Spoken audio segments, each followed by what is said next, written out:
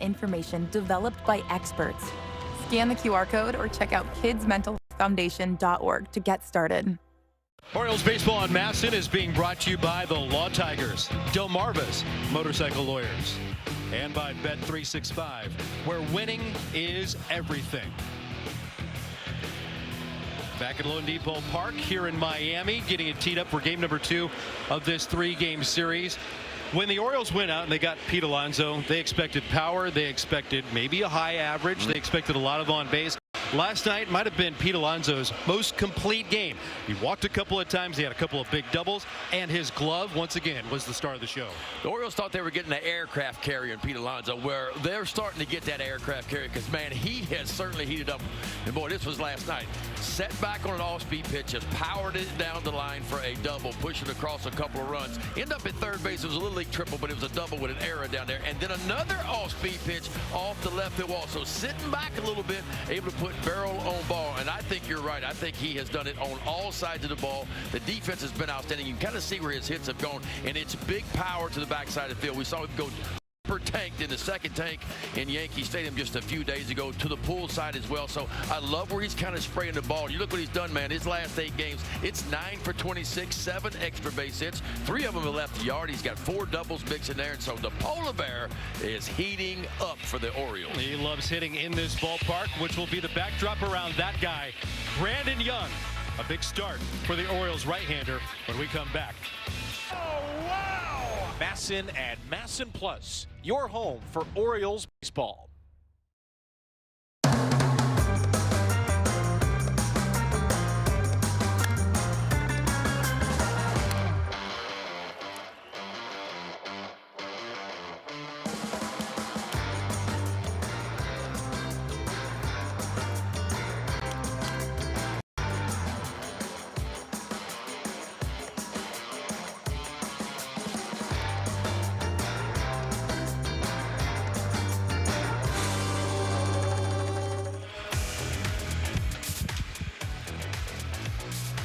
Dry off, wash off the sunscreen, come inside, settle in, and get ready for Orioles baseball. That's where we're at tonight. Melanie Newman down on the sidelines next to Big Ben McDonald.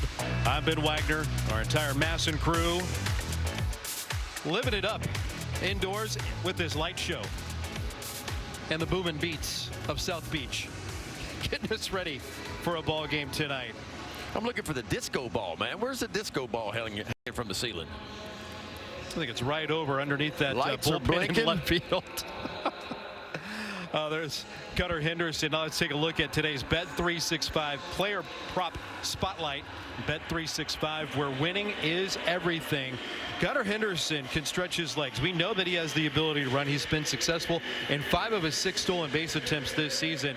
But he has one of the game's easiest to run on the hill today in Yuri Perez. This might be a real good opportunity for Gunnar Henderson if he can replicate what he did in game 1 of this series, to do it here in game 2 and get into scoring position quickly. Yeah, it feels like, you know, Gunnar, he really got more aggressive the second half of the season last year. We'd like to see him get a little bit more aggressive this year too, and he's got a perfect matchup. I mean, Yuri Perez, all 6'8" of him, man, he takes a while to unwind because he is so tall. So if Gunnar Henderson gets on, look for him to try to take an extra 90 for sure. Pretty much the same starting lineup for the Orioles. Jeremiah Jackson made an appearance yesterday defensively. He gets the call at second base here tonight, and there is that long, lean machine in Yuri Perez. Yeah, making his 8th start of the year. He's been pretty solid so far. 5 of his 7 starts, 3 earned runs or less. He's got 2 quality starts under his belt. But I tell you what, he can give up the long ball. Keep an eye on that. The Orioles have been hitting a few home runs. He's given up 6 home runs in 36 1/3. But it is a big arm. I mean, that fastball, you could very well see triple digits. It's going to shoot up there around 98 miles an hour. This is StatCast 3D, powered by Google Cloud. We'll take a look. It's heavy on that 4-seam fastball, about 53% of the time. He throws a lot of 4-seamers, more than most pitchers do. Then it's a slider, the sweeping slider, changeup, and curveball as well. Really good swing and miss on that traditional slider, and the changeup's got a 50% swing and miss. The opponent's only hitting 182 against that changeup. I mentioned the home runs. He allowed a couple of them against the Philadelphia Phillies his last time out on a season high 96 pitches. But by and large, he has pitched very well here at Lone Depot Park, comparatively on the road, with an earned run average around 7.5. Yeah. A sub-3 ERA and a couple of wins here at home. And when you look at him, you remember he's only 23 years old, making his 47th career start. His career kind of got derailed a little bit. He had Tommy John surgery, missed all of 2024. He came back about mid-season last year in 2025 and did make 20 starts for the Marlins in the second half of the season. Indoors, roof buttoned up, ready to go as Yuri Perez rocks and fires to Gunnar Henderson, and we are officially underway at 6:42 Eastern here on this Wednesday night. And if you're the Orioles, man, go hunt that fastball, because again, 53% four-seam fastballs. Orioles hit fastballs very well when they see the fastballs. How many are they going to see tonight? Will it balance out? Cut and miss by Gunnar Henderson, who just saw one at 98 miles an hour. And when you look at Perez, remember, because of the length, his extension is better than most. So that 98's not playing 98 because he's a lot closer to home plate than most. So that 98's playing more like 100.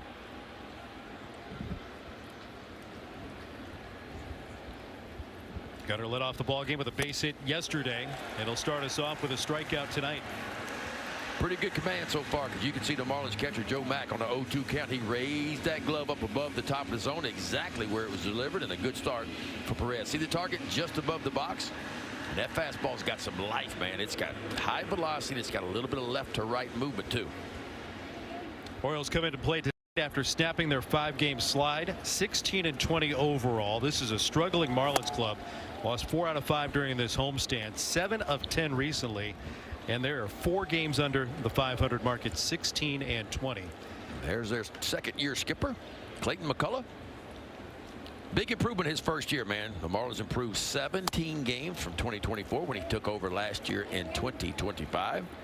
And the Marlins, you're right, they got off to a good start this year. They were 5-1 out of the gates. But it's not quite been the same. They sit at 16-20 as you mentioned.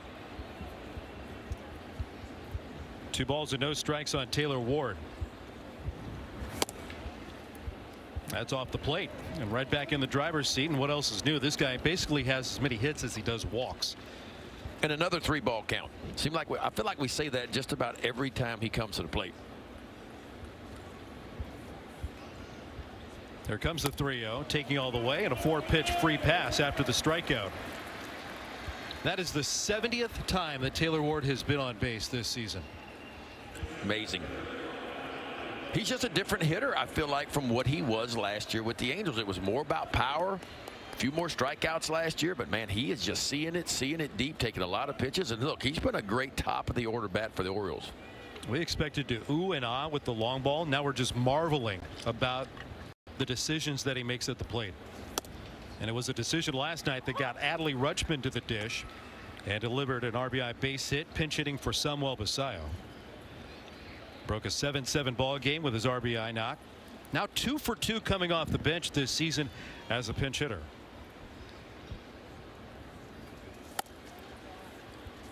One ball and 1 strike.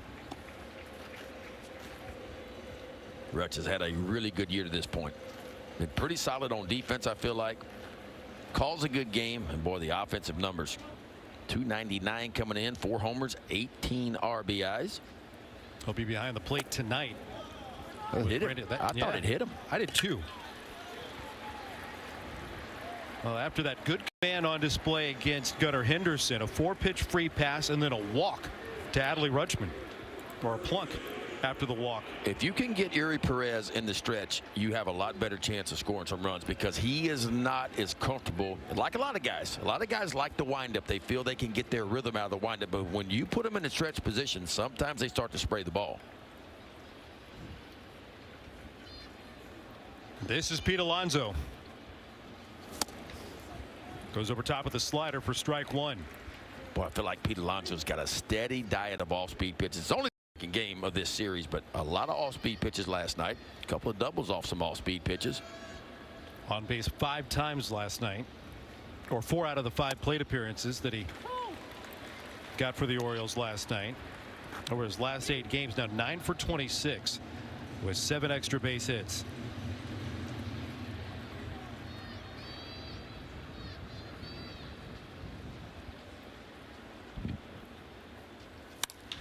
And he charges that one left center field, starting to carry. Marcy at the wall. Goodbye. Hey now. Don't let Polar Bear get hot. Boy, back-to-back breaking balls, and Perez tries to take a four-seamer Wags. He thought he was going to slip it by the Polar Bear, but he would have none of it, and that is touching one right there, folks. How about a Weaver? A 3-run shot, and the Orioles out first again in this one. 7th home run of the season for Pete Alonso. Orioles matching their start last night with 3 runs in the first inning. They get one on one big swing from Pete here in the first. It almost feels like Pete had a plan when he went to the plate that he was going to sit on a fastball. And, man, did he ever get one in a 2-strike count.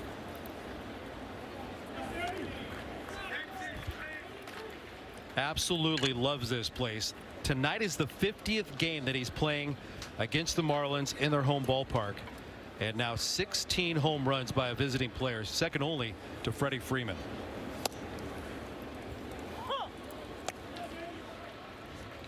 Wow. Loud. That was loud.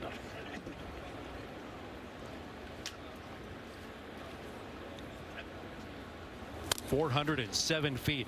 Basayo a tapper out to second, scooped up by Edwards. And there are 2 down. So you get a couple of sliders, and he tries to go top shelf, and he didn't quite get it there. He got it right into the barrel. And boy, Alonso knew it when he touched that one. He had home run number 6 on the year and number 17 on the RBIs. The only way you're going to catch that one is if you buy a ticket. Strike one on Leody Taveras.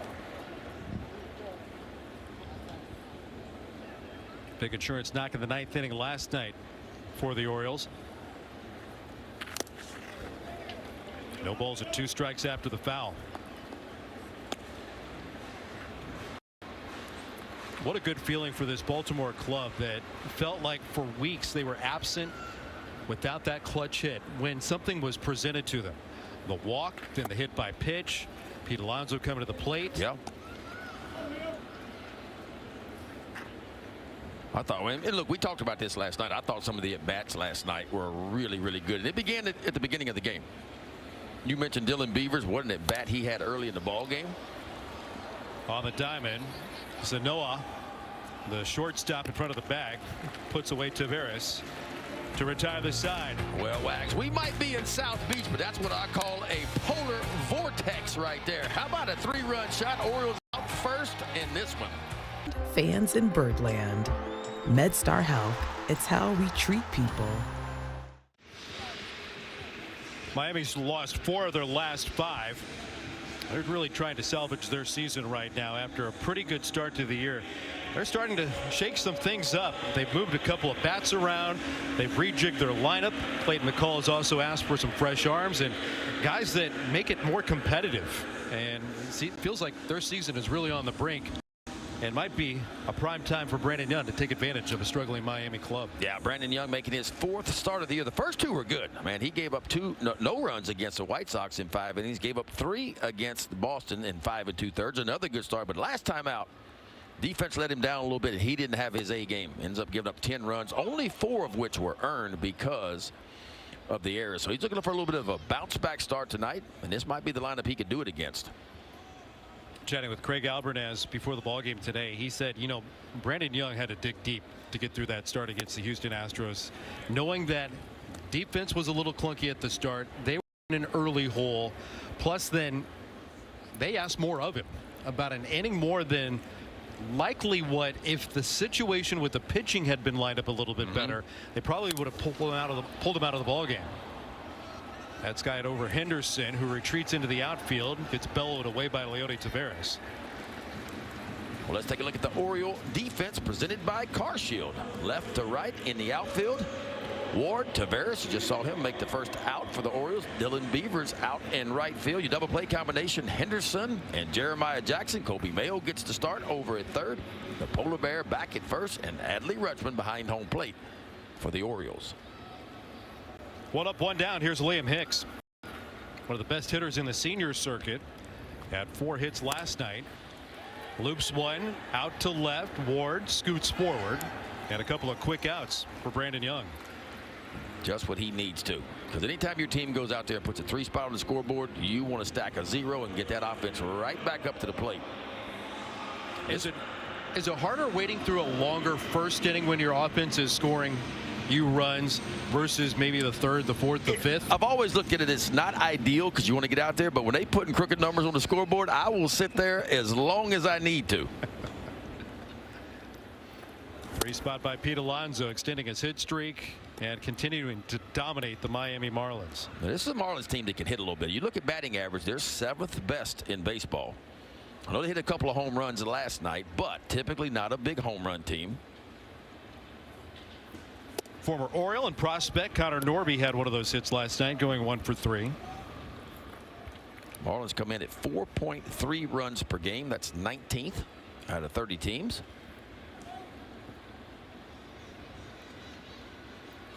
Two-0 from Young. Watching the pitch mix tonight from Brandon Young. He's got a couple of fastballs, maybe more sliders. You like the development and the addition of the two-seamer for him? I do. I think two-seamers are important in today's game. I mean, Shane Baz has picked one up. We saw what it did for Bradish and Kramer 2 or 3 years ago. Kind of changed their careers in some ways. I think for a pitcher to be able to do both, to be able to take 4-seamers and go up in the zone and maybe 2-seamers to sink down and into the righties, away from the lefties every now and then, just give you a few more bullets to work with. But I think the key for Brandon Young, and when he was really good last year, he could get that split finger fastball going. He could get to 2 strikes and he could finish you with that splitter. That splitter just kind of been okay so far this year. We've seen a lot of the young Oriole pitchers, guys that are going to land in the rotation, come up with a different weapon every offseason. Check swing, did he go? Field to first, didn't. Lost him on the 3-2. That was a good pitch, but a better take by Connor Norby right there, because that ball stayed in the zone a long time and just gently worked off the outside edge. Now, like Perez, Young's a big guy. Young is 6'6". Takes him a little time, and we know about the Marlins. Big part of their game is still in bases, man. Let's not forget what Kyle Stowers did against Brandon Young the last time we saw him. Hit a splitter for a home run, then a hanging breaking ball for a home run, and then he tried to get a heater by him, and he buried that one out there. And his first trigger pull tonight. Hard line drive base hit into right field.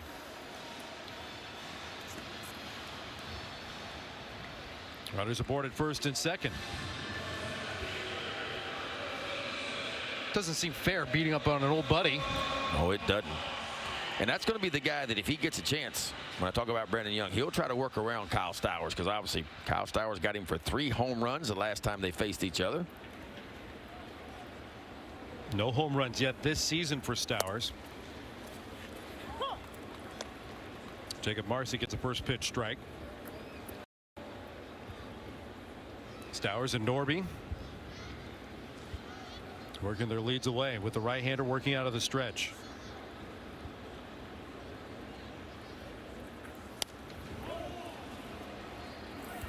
No balls at 2 strikes on Marcy. Boy, elevated fastball right there. If he trusts that split finger fastball down, he may get that swing and miss he's looking for here. Haven't seen one yet.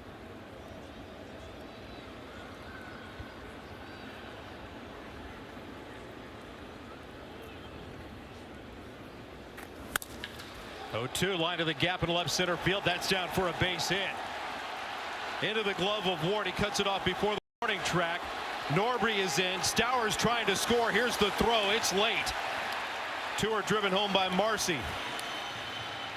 And that 3-0 start that the Orioles had has been trimmed down to 1. Exactly like last night. The Orioles got out in front with 3 in the first. The Marlins went right back and got 2 in the bottom of the first, and they've done it again tonight. And that was a split finger fastball, and it wasn't a strike. It wasn't a bad pitch. Maybe you like it a little bit lower than that, but that ball's a couple of inches below the zone, and a beautiful swing by Marcy. Just kind of stays back, lets it get deep, and punishes out toward left center field.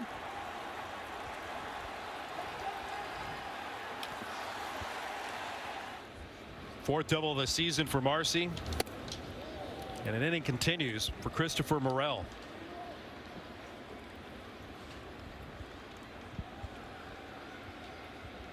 DHing tonight for Miami. 4 for 14 on the season. Fights that pitch away to even the count at 1-1 strike. Boy, the inning started so good too for Brandon Young. A couple of weak fly balls, and you walk Norby on a 3-2 pitch. Stowers singles, and then a 2-run double by Marcy. Tough 3-2 pitch too.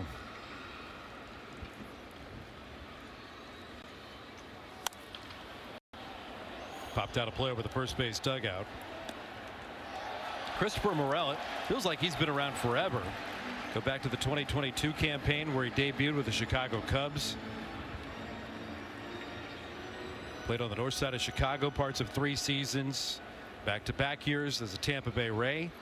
Just 26 years of age. 2 balls and 2 strikes.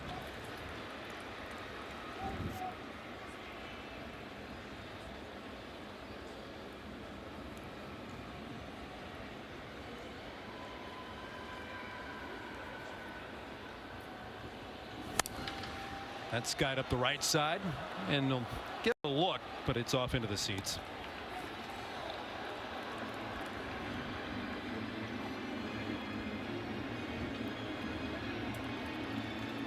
Young looking for that another put away pitch. 27 years of age from Lumberton, Texas. 3rd turn of the rotation since jumping back up. Had a spot start earlier in the season against the Chicago White Sox. Close pitch, but taken. Moves the count 3-2 again. Marlins, for a young team, a young core group of position players. They are pretty patient at the plate. They don't strike out a bunch. That's not close. Second walk of the inning.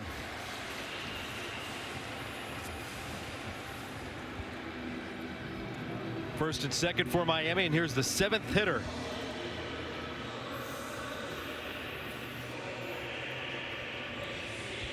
Xfinity powered connections for Brandon Young, who's not fared well at home. On the road, a much better split in his numbers, a .264 earned run average, and really tough to hit too.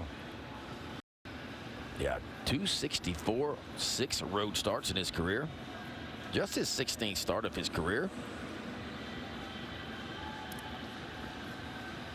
But on the line for Brandon Young in this start, it feels like today and tomorrow starts to make a lasting impression before the decisions by the Orioles front office have to be made about what to do with the rotation. Going through the Athletic series and then the New York Yankees series on Monday, left-hander Trevor Rogers is eligible to return from the injured list.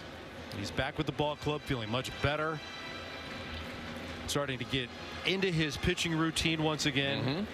Yeah, it's a big start for Brandon Young, and then Cade Povich tomorrow night. Big start for him too. Because as you mentioned, Trevor Rogers due back on Monday potentially. And there's a young man down in AAA by the name of Trey Gibson that would love another opportunity as well.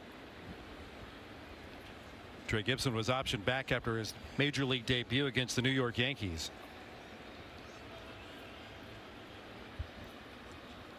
Owen Casey takes a strike and falls in the hole, 0-2. The strength of this Marlins offense is their ability to steal bases. They're #1 in baseball, and they do hit very well runners in scoring position. 7th best in the league so far this year with runners in scoring position. That's ripped up the right field line. Played on a bounce by Dylan Beavers. Coming around third. Marcy's going to try to score. Throw goes to third base from the cutoff man, and it's not in time. Marcy is in to tie the game. It's an RBI base hit for Owen Casey. And we're starting fresh here in the first, tied at 3. Yeah, Oriole pitchers were able to hold the Marlins last night runners in scoring position to 2 for 10. But they are already 2 for 2 tonight. Looked like another splitter. Adley Rutschman wanted that ball on the outside part of the plate, and it's middle in.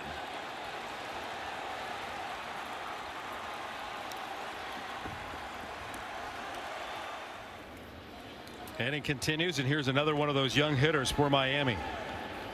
Joe Mack came to the big leagues at the start of the work week and got his first hit last night, driving in his first major league run. Now 2 for 7 at the plate.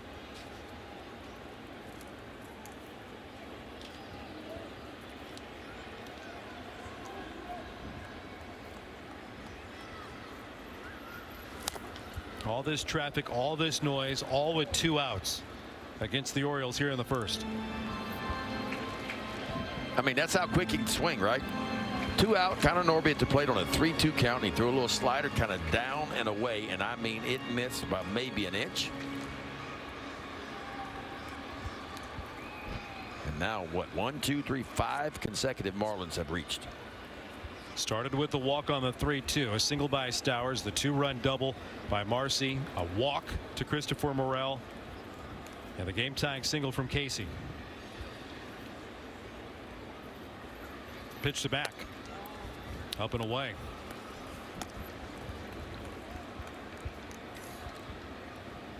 Or was it? Yeah.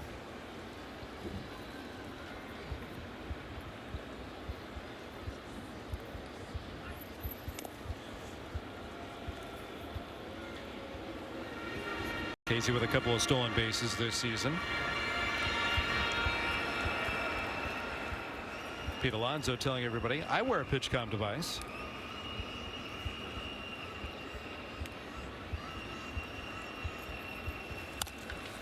Topper handled by Alonso right next to the bag. That will finally retire the side. Got a little loud with 2 down, and we've got a 3-3 game as we go to the second. Contestant of the game is Michael Niederhauser from Baltimore. You've won $500 for being selected. 500 more already in your pocket because Pete Alonso hit a 3-run home run, and you get $5 grand for an Orioles Grand Slam tonight. Learn how to be the fast play contestant of the game. Go to Maryland Lottery, mdlottery.com/home run.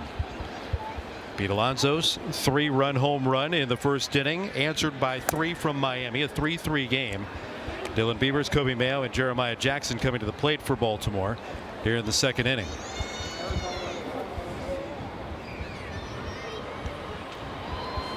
Yuri Perez working in Beavers. And down in the dugout, a very special day in the career and in the life of Chris Bassitt, who hit one of the milestones for any major league player today. 10 years of major league service time. Chris, thank you so much for the time. Congratulations. Is this something over the last few months you've been aware of? Yeah, I mean, obviously last year I knew how many days short I was, and I knew this year I would hit it. So yeah, I had an idea. Bass, let me ask you, I mean, roughly 8% of players that ever put on a big league uniform get 10 years of service time. When you signed out of Akron, 16th round draft pick way back in 2011, did you even think that that was possible? No, I mean, honestly, I never once looked at my career, never thought like, how much time can I stay here? Never pressed for any of that kind of thing. It was more so just like grateful for every single year that I've ever been able to do it, and I've just been lucky enough I can do it. I've done it for a long time, but I mean, this was never really a goal. It was just, for me, it was just, I'm going to try my best every single year as long as I can possibly play this game. So I'm just very, very blessed it's happened as long as it has. Oh, no. Sanoha will double off Beavers on that smash from Kobe Mayo. They're quickly 2 down. Chris, you need a lot of luck to survive as long in the big leagues as what you have, especially in a premier position as a starting pitcher. Everything from success on the field to success behind the scenes and the voices that are around you over the course of your career. Who got you to this point? It's crazy. There's so many people, coaches, trainers, and to play as long as I have, it's funny because I literally look across the diamond, and Brad, their trainer over there, he used to be my trainer in AAA. So I just look at so many guys of how many, if you think about how many people that have actually really helped you in your career, I mean, it's thousands upon thousands. So I'm just so grateful for so many great people. Well, congratulations on the milestone. Chris, thank you so much for the time and giving it to us on this day. Congratulations, Bass. Thank you.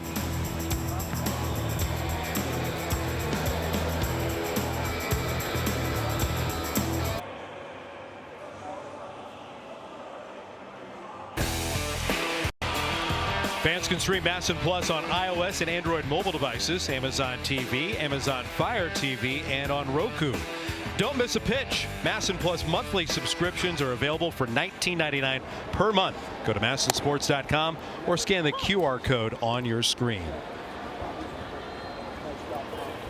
Quickly to the bottom of the second inning, Javier Sanoja, Xavier Edwards, and then Liam Hicks coming up against Brandon Young. Ran into a little 2-out trouble back in the first inning. There were 5 consecutive Marlins able to reach and erase a 3-0 deficit.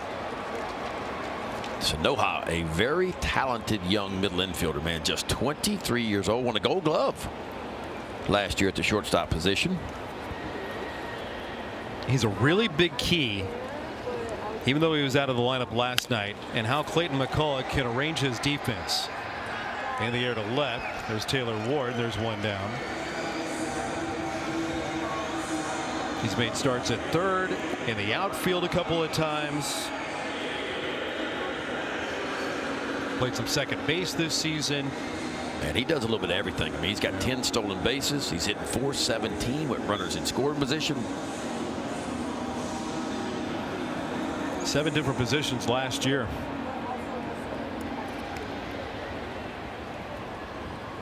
One up and one down. Here's Xavier Edwards at the top of the card.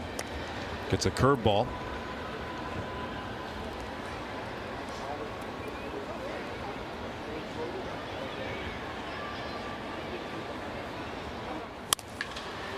That smashed on the ground, picked by Jackson, and quickly 2 away.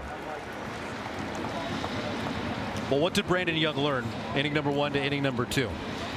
I mean, he knows it. I mean, it's about, we always talk about this. There's a difference between a strike and a quality strike. There's a difference between commanding the strike zone and just kind of getting the ball into the strike zone. And he made a couple of mistakes. Now, I'll tell you what, I'm going to give Marcy a lot of credit. Marcy went down and got a split finger fastball about 4 or 5 inches below the bottom of the zone and hit it out toward left center field for a double. So some of that was just bad luck. Got Miami on the board, driving in a pair. But the walks, man, the walks will get you at the end of the day. Free passes on a 3-2 to Connor Norby, and then Christopher Morel right after that 2-run double. And that's something the Oriole pitching staff has to clean up a little bit, in my opinion. I mean, they have the 9th most walks in baseball coming in. Pitch called a ball. Could have been a strike. It's 1-0 to Liam Hicks. And now to 2 balls and no strikes on the Marlins first baseman.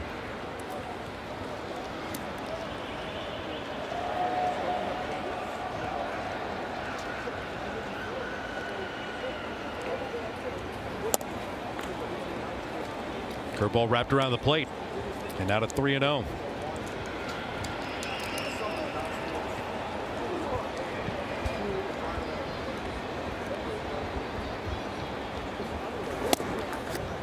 There's another 4-pitch walk.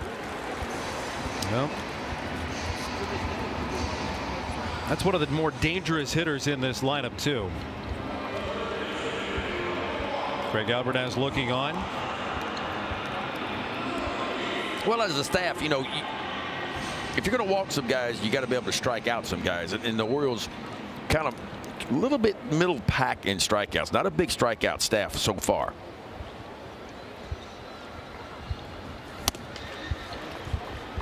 Norby couldn't get to the fastball.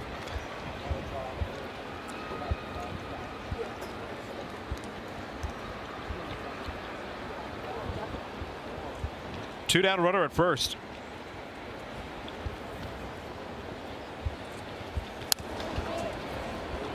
And Young out in front, 0-2.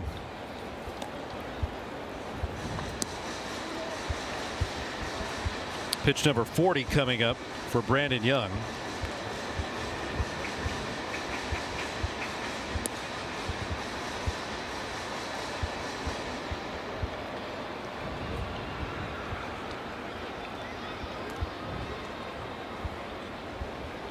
The 0-2. Got him. Go. Down on strikes. Norby is fan. First strikeout tonight for Brandon Young.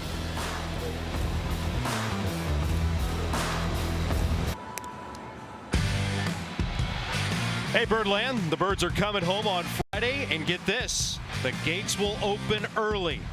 5 p.m. for Tupac bobblehead night on Friday. O's will face the Athletics at Camden Yards. Be one of 20,000 fans and score a Tupac bobblehead. Get your tickets now at Orioles.com/tickets. Top 3 in Miami, 3-3 game. And Gunnar Henderson's second plate appearance. Well, Gunnar saw 3 fastballs, and he starts them off with a changeup this time. 3 fastballs his first at bat, and he struck out.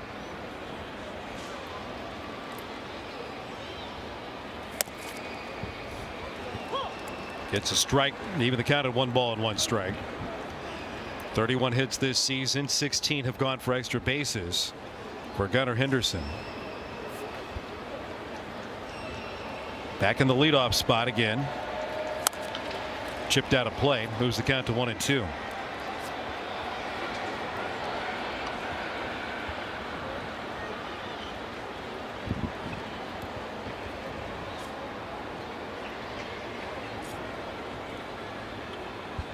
One-two to Henderson, and got him again.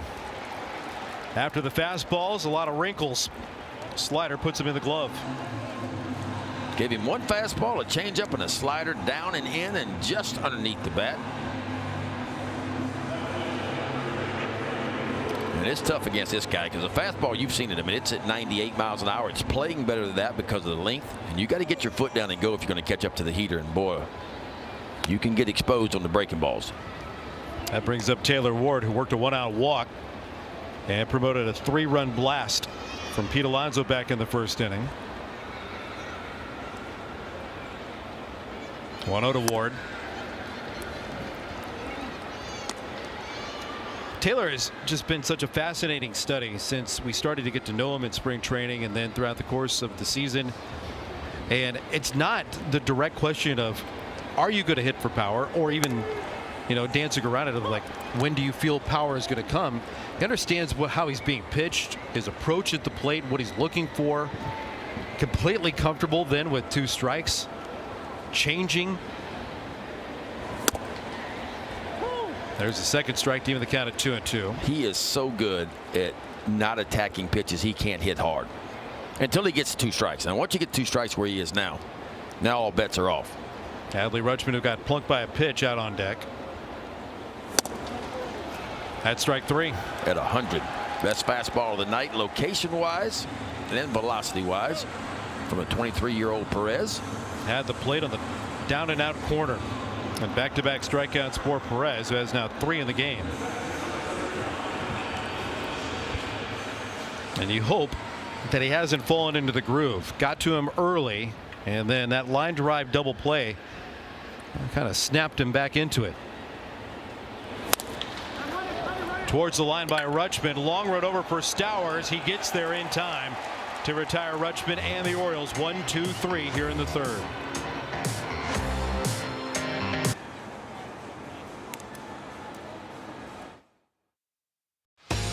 The Birdland Summer Music Series is presented by CFG Bank, and it kicks off this Saturday at Camden Yards with Nelly.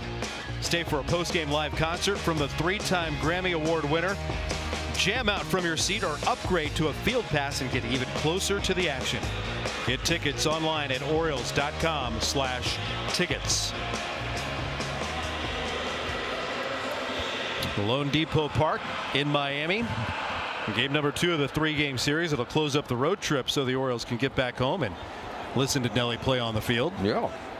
Well, let's see if Brandon Young can solve, and he looks like he will, the mystery of Kyle Stowers. Over 3 times against him last July.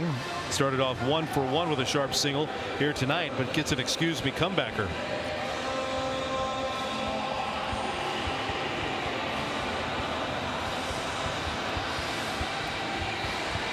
That'll bring up Jacob Marcy.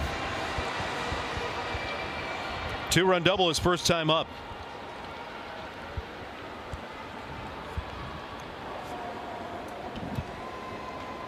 Marcy's one of these guys that had started for the most of the season a little bit higher in the order, and then Clayton McCullough comes out of that Phillies series resetting his offense. Shallow pop up, Henderson camping out underneath it, and a couple of quick outs. Now it's time for a word from Hyundai. A car that sees what you can't, how it should be. The Hyundai Tucson. Now, get the Hyundai Tucson with 0% APR for 60 months, plus 0 payments for 90 days. Visit your local Hyundai dealer today. 6 out of the last 7 retired by Brandon Young. He walked Christopher Morel the first time that they met up.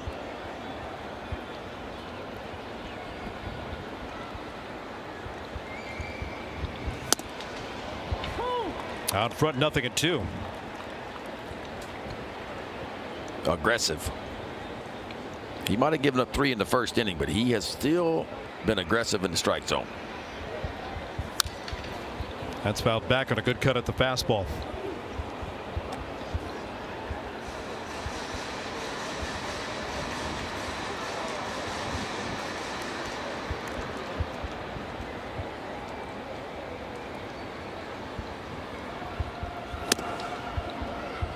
Just missed. Pump in another heater.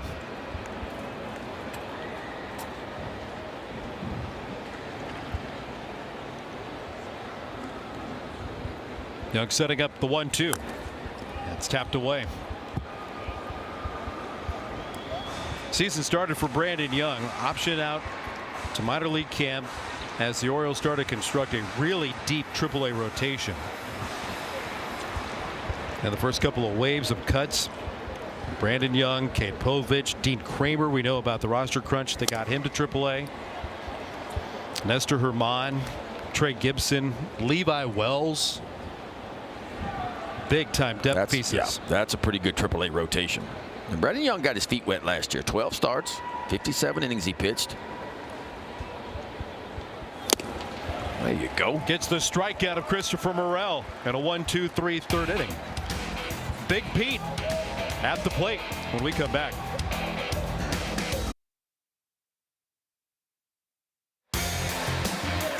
Supermore Cam is presented by Hyundai, and it isn't a thing of beauty. A Pete Alonso home run. The Hyundai Getaway Sales Event deals so right it almost feels wrong, only at your local Hyundai dealer.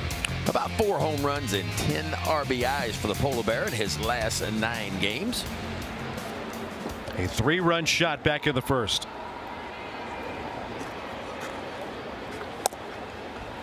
First pitch strike here in his second at bat against Yuri Perez. Now 50 games here in Miami. Pete Alonso is flirting with a 1,000 OPS.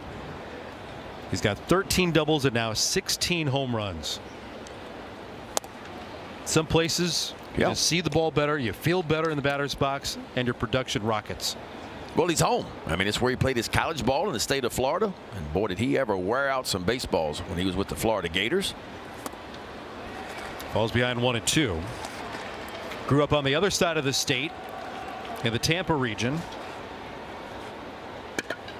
57 extra base hits against the Marlins since 2019. Most of anybody in that span.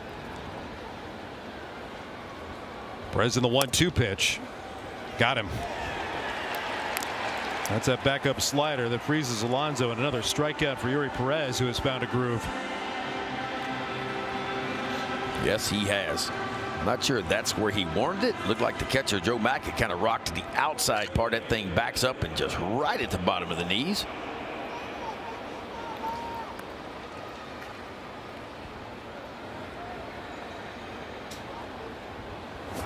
Perez has faced the minimum against the last 9 to come up. And out in front of Samuel Basayo. Basayo started his chase at the cycle last night with a double, a single, his first ever triple, while driving in 4.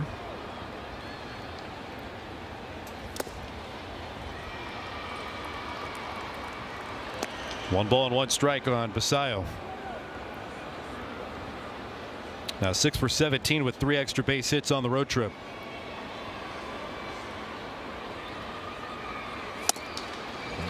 Falls behind going over the slider. Well, it felt like the first time through, Perez heavier on the fastball, but the second time through, a lot more sliders, it feels like.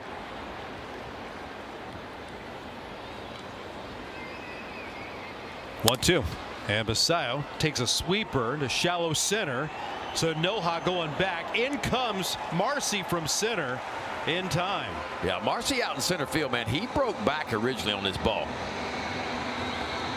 He had to grab that top end speed to come catch that one, but he does. Big swing by Basayo. You see that's 2 or 3 steps back from Marcy, but boy, closing in and gets it. It also looked like he was extremely deep at the start of that play, even before breaking back. Is that a philosophy where we have seen the Marlins play so deep with their outfield position? We talked about it last night. I was surprised with the go-ahead run out at second base that the outfielder was so deep in the 9th inning last night. Now, I get where they are right now. They're playing no doubles, and on no doubles with 2 out, you're going to push back a little bit. If there is a base hit, you try to hold him to a single.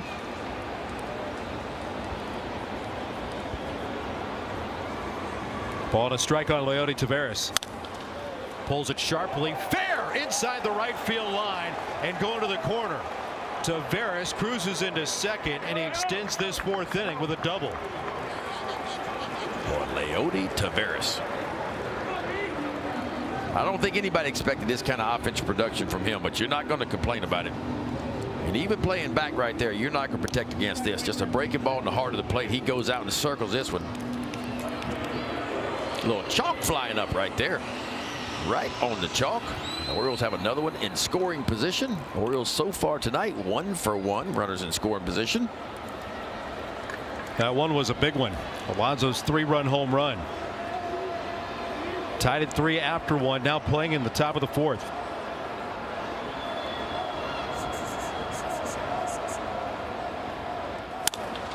That's hit well towards the corner. Slicing away from Casey. It's down. And it hops over the warning track. That'll be an automatic double. How about that? How about 2 out and then back-to-back doubles? And the Orioles back out in front. That ball was smoked. It was. And Dylan Beavers wasted no time at all. High fives in that Oriole dugout. Boy, watch him get the hands in tight right here. Tight to the body. Hits it in a perfect spot. The right fielder Casey going for it, but no chance for him. Just inside the line, right over the top of that extended fence next to the pole. 4th double of the season for Dylan Beavers. He's been aboard both times. He's been up tonight. He's got the Birds back on top. 4-3 here in the 4th. How about that? 5 hits for runners in score position last night. Ties the most this season. Remember, they only had 4 base hits with runners in score position in all 4 games combined in that Yankee series, and already 2 for 2 tonight. That's the outcome we're looking at to achieve in tonight's game, presented by T. Rowe Price. T. Rowe Price, the exclusive investment and wealth management partner of the Baltimore Orioles. Better questions, better outcomes. T. Rowe Price. Invest with confidence. Mayo takes the slider down and away. 1 ball and 2 strikes on Kobe Mayo. Mayo lined out sharply to the shortstop his first time up, and then Sanoha turned it into a double play.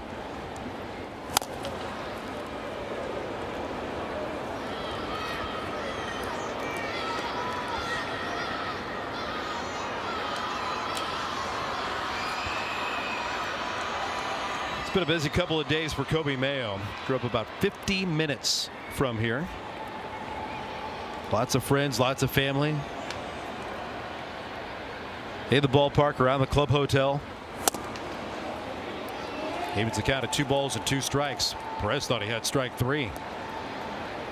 He was walking off the mound, but he missed that by plenty at 100.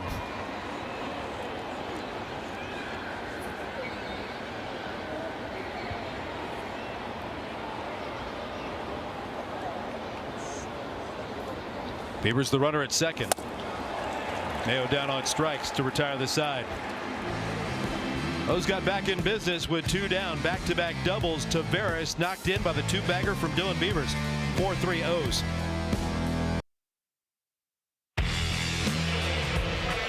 Fourth inning of Orioles baseball is being brought to you by Central Atlantic Toyota Dealers. Shop Toyota for a legendary style and reliability. And check out the all-new RAV4 at Toyota. MLB.com. How about the Pelicans? Out there scavenging. Nice day on the water. Them dudes looking for something to eat. Mm-hmm. Coming inside, they can find popcorn and some leftovers. Here at the ballpark inside, it would have been a perfect night to have the roof open. Yes, it would have. I mean, today was perfect. Very little humidity. Yeah, the humidity's not bad at all. Temperature's not bad. It's beautiful. Swing and a miss by Owen Casey. 0-2 as he leads off the 4th inning. Well, I like Brandon Young's aggressiveness. That last inning, man, he was heavy on the fastball, just pounding the zone. Retired 7 out of the last 8 to come to the plate. This is a guy he can challenge too. Ooh, wow. Just missed. Casey has struck out in 45 of his 97 at bats this season. 1-2. Flicked out of play.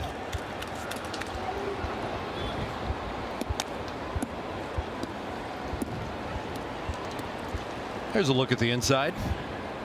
Lone Depot Park, home of the Miami Marlins.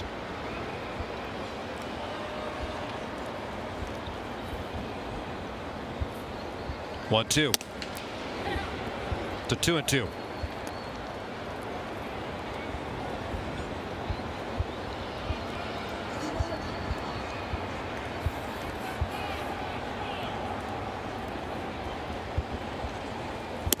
There you go. Big breaking ball falls right in for strike 3.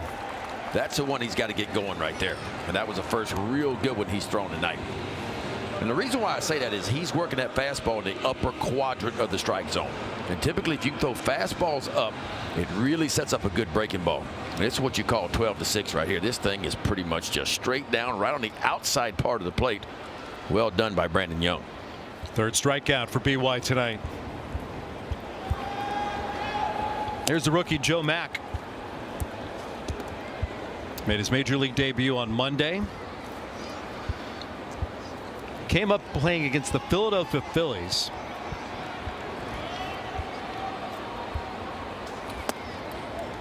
Took a walk, reaches first base. Bryce Harper leans over, says, "How are your Sabres doing?"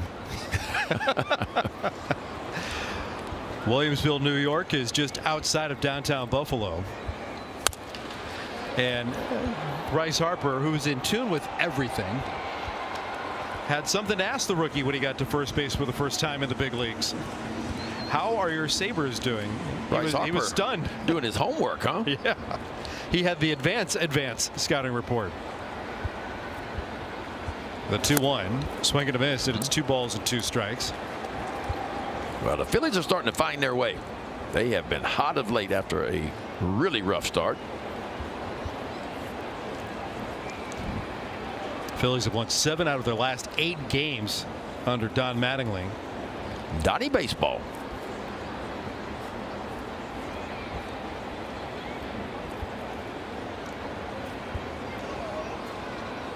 Two from Young. There's a fast one fouled back. It is quite a perplexing National League Eastern Division. The Mets are still in the cellar, 12 games back at 13-22. Now they're just teasing us with these beauty shots of what it looks like on the outside. Glass closed, roof rolled tight. Alonso handles the hopper. There's Brandon Young over at first. Mack retired. They're quickly 2 away.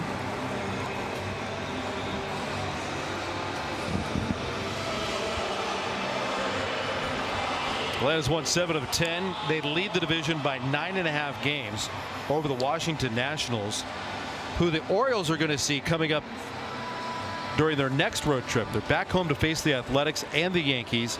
They have an off day on Thursday before a weekend series in D.C. Both the Nationals and the Phillies and the Marlins all have a 16-20 record coming into play today.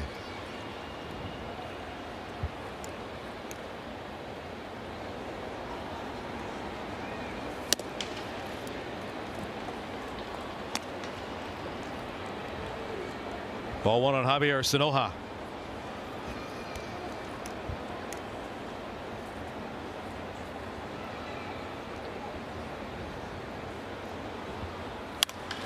That's muscle just past the reach of Alonso, who is in on the infield turf. He almost made an unbelievable play.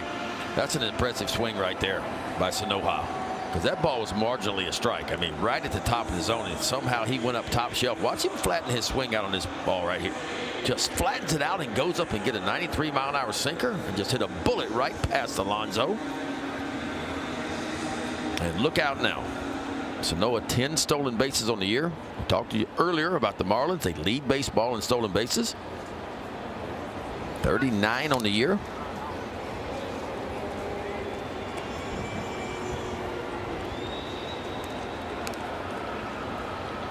And Sanoha's a little guy too. 5'7", 5'8". But he can run. He's got a good lead at first base.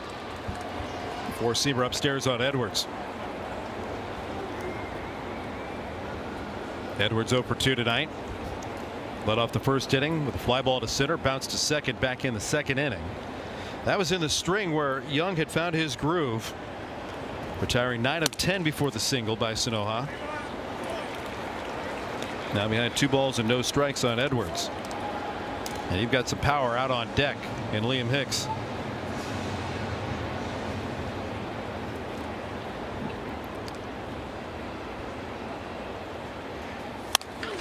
That's off the fist. Retreating Henderson. In comes Ward, calling from left field to retire the side. So the base hit does no damage. We are through 4 here on South Beach with a 4-3 O's lead.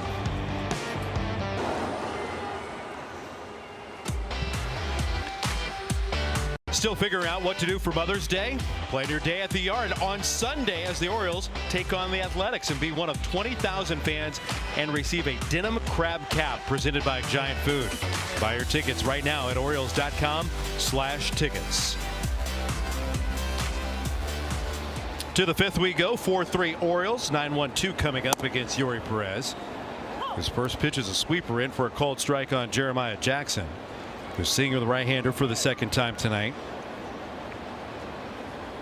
Yeah, Jeremiah had the night off in game 1 of this series last night. Backs away from a changeup. 1 ball and 1 strike. Orioles are in the midst of playing 15 games in 14 days. And Craig Albertaz has been pretty adamant, saying, like, guys are going to get some time off their feet. If they're everyday players, I want to be sure we're cycling in this time to rest periodically through the season so everybody can not run out of gas. Yeah, it's you mentioned the tough stretch, 15 and 14 days, and it's some tough travel too. Orioles have the doubleheader going to New York, a night game to wrap up their 4-game series in the Bronx, coming to South Beach last night, and then tomorrow is a night game for the Orioles here in Miami. Expected to get back into Baltimore around 2:30, 3 o'clock in the morning. 2-2 to Jackson, tapped away foul. This might be the most difficult road trip, not in terms of who they're playing, what's happening, but just the sheer amount of the logistics of this whole trip. Those upcoming schedules brought to you by Science and Kirk. Injured after an accident? Call Science and Kirk or visit youhavealawyer.com. Remember, you have a lawyer. But it feels like every major league team will have a stretch like this at some point in time during the season. Orioles have 3 road trips in which they will go to 3 different cities. That's another set of challenges. How to play up the right side.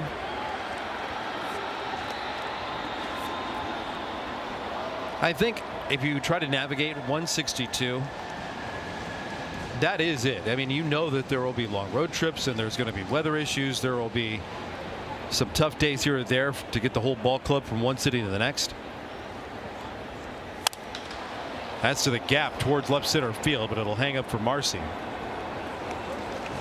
And Jackson is out number 1 here in the 5th inning. But if you talk to people in the front office, if there are ways to make it easier on both clubs, why not do it? And a lot of times you will see Sundays are your traditional getaway days. A lot of teams have Mondays off. You bulk it on a Wednesday if that's the end of a homestand. You have a getaway day there. I feel like it should be mandatory across Major League Baseball. Anytime there's a getaway day, it should be a day game. Here's Gunnar Henderson. Gets the first pitch in for a called strike.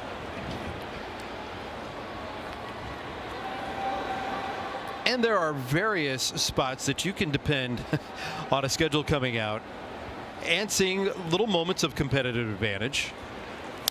New York Yankees hosting anybody in the American League Eastern Division. Looks like anytime a series wraps up in the work week, you are going to have a night game. Oh, yeah. You're going to have a night game coming out of New York.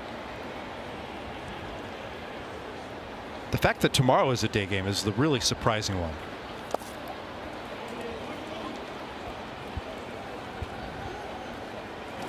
One ball and 2 strikes on Henderson. There's some Oriole fans.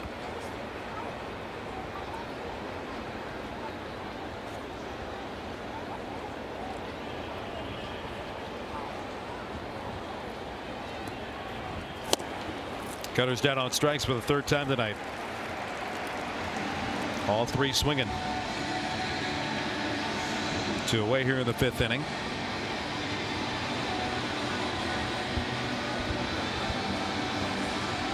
Big time velo there. See how that ball's got that little bit of hop at the end, and that's where you'll see a lot of the swings from Perez, just underneath the ball. Taylor Ward will start in the hole.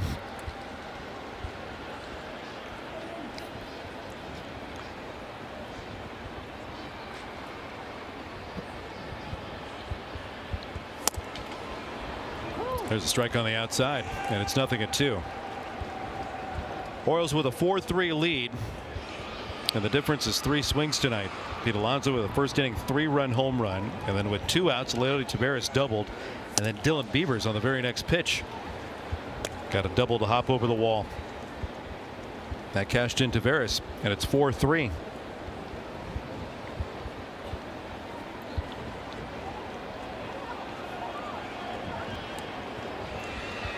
One, 2. Ward looks at the slider down and away.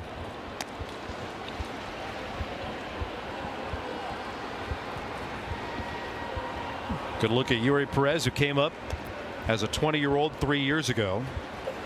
His debut season was cut short with inflammation in the joint. He still made 19 starts for the Marlins and became one of 2 pitchers to become a finalist for the Rookie of the Year. That pushes the count to 3 balls and 2 strikes. Corbin Carroll would beat out Kodai Senga. And then a little bit further down on the finalist list for Rookie of the Year consideration, Yuri Perez. Signed at 16 years old out of the Dominican Republic.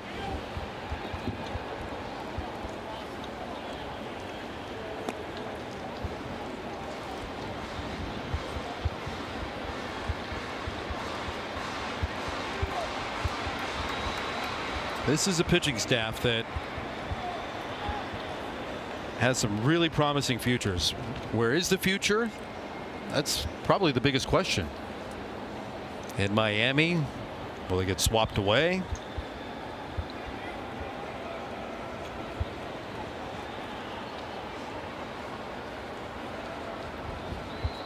Three-2, down and in, and another walk to Ward. If it's called ball, the catcher's challenging. And Joe Mack's not so sure about it. So we'll have a challenge coming up, powered by T-Mobile. The call is confirmed. Miami has 1 challenge remaining.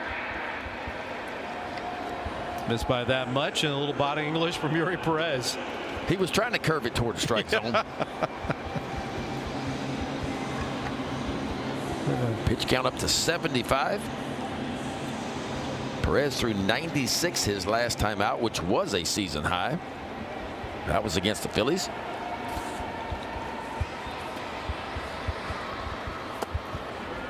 Adley appearing for the 3rd time. Got hit on the toe in his first at bat. Fly to left his last time up.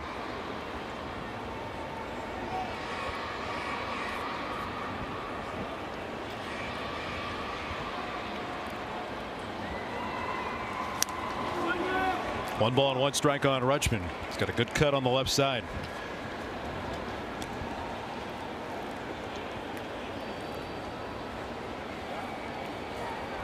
The Orioles have been really good this year at attacking fastballs, and you see the pitches coming in from the bench.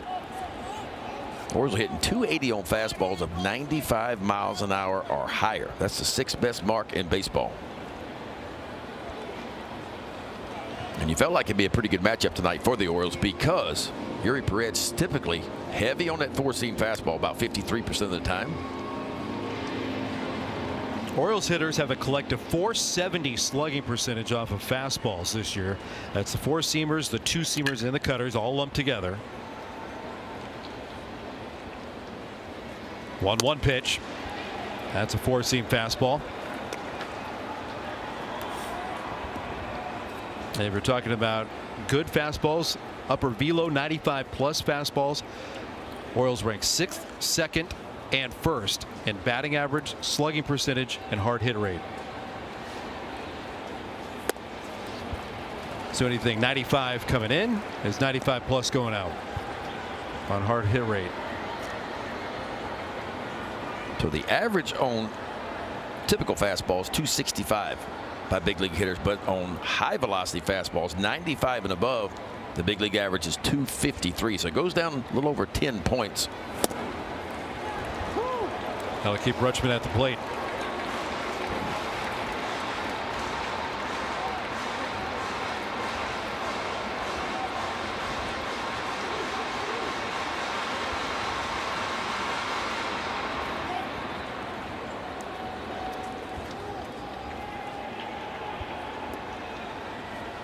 Two down, 3 balls, 2 strikes. Ward ready to go at first.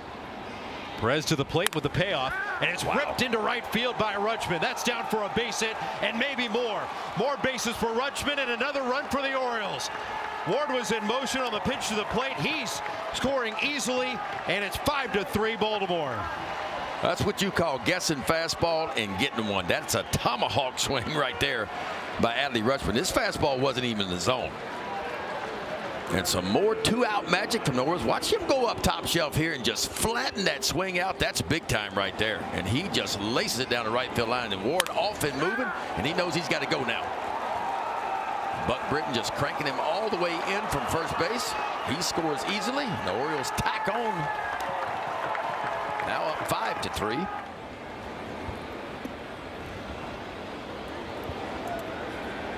Rutschman with his 7th double of the season, his 19th driven in. That was such a good swing to go up and get a high velocity fastball like he did and line drive it. And Alonso bounds it foul.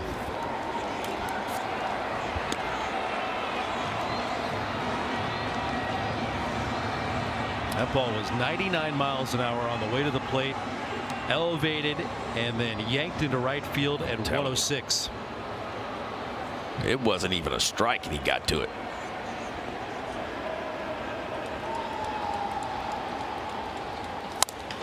Alonso just got underneath it. The shortstop Sanoja is underneath it, and he makes the squeeze to retire the side. 2-out business teed up by a walk by Ward, and Rutschman doubles him home. 5-3 Birds.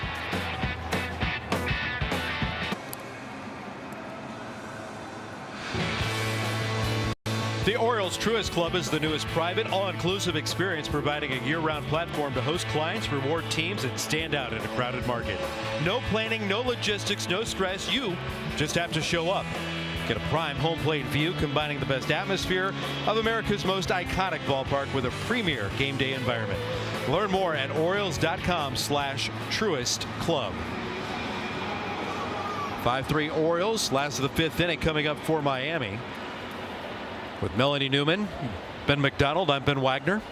Our great Masson crew on hand tonight. With Liam Hicks leading it off for the Fish.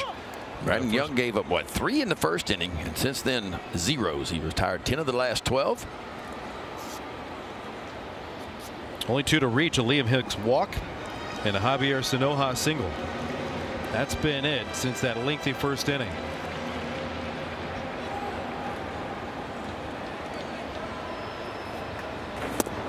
Good change up there. Might have been a split finger fastball.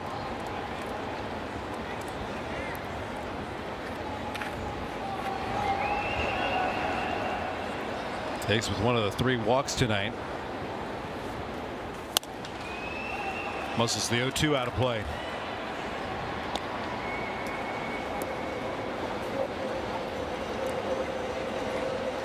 And Brandon Young getting ready for his 70th pitch.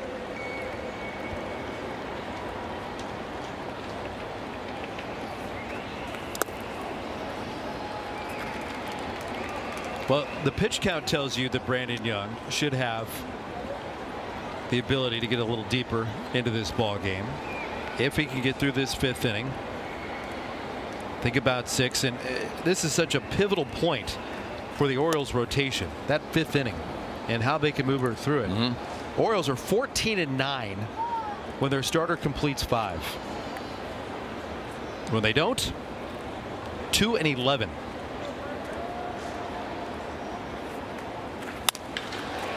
That's swatted towards the alley. Beavers on the move, reaches out, running it down. Closing speed by Dylan Beavers. Beavers is a big guy. I mean, he's every bit of 6'4", but once he gets rolling, man, he's got that closing speed. We always talk about the first step for an outfielder. It's the most important one. You see him straight away right field, just crosses over and running directly to where he thinks the ball is going to be, and that was well done. He's every bit of that size too. Yeah, he may even be taller than that. He may be pushing 6'5". Brandon Young's done a good job. He's got the leadoff batter of every inning so far. Wonder if Dylan's always been a tall kid. We met his dad last night. His dad's not very tall at all. His mom's tall.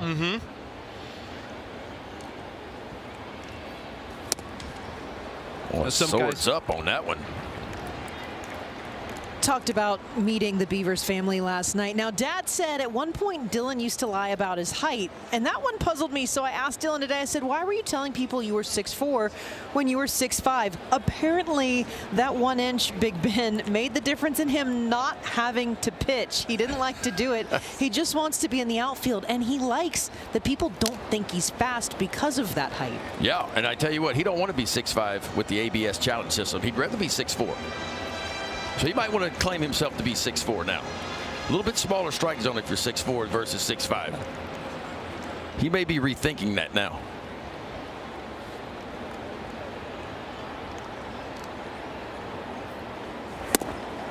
Oh, he tied him up. Another swords up on that one. That one on a breaking ball. 4th strikeout tonight. Boy, B. Young feeling it right now. Look at that dot on the back of that ball. Dot on the front of it and the back of it. That was almost like a bullet spin slider there. Just kind of went straight down.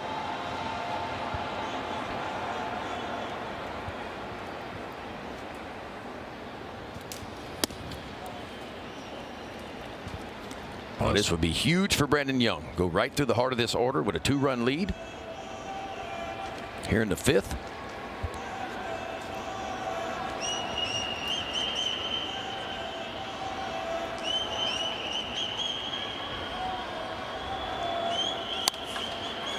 Stowers corks that one foul.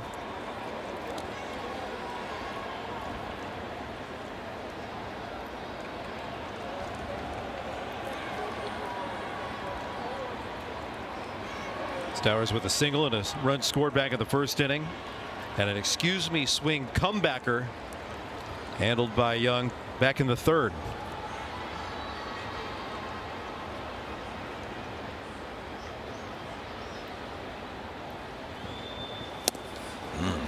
Got it by him, and it's 1-2. That splitter starting to dance a little bit now. Starting to get the curveball going. The splitter, he's been attacking a lot with his fastball. And he's had good velocity tonight. I mean, I don't know how many at 95, 96. The 1-2 straightens him up.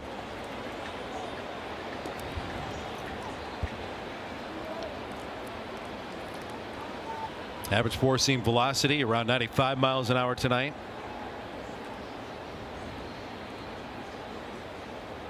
2-2, and he got him. Do it, B. Young. Back-to-back strikeouts for Brandon Young. He's retired 13 of the last 15 coming to the plate, and he's got plenty in the tank. My best against yours, and B. Young wins that one.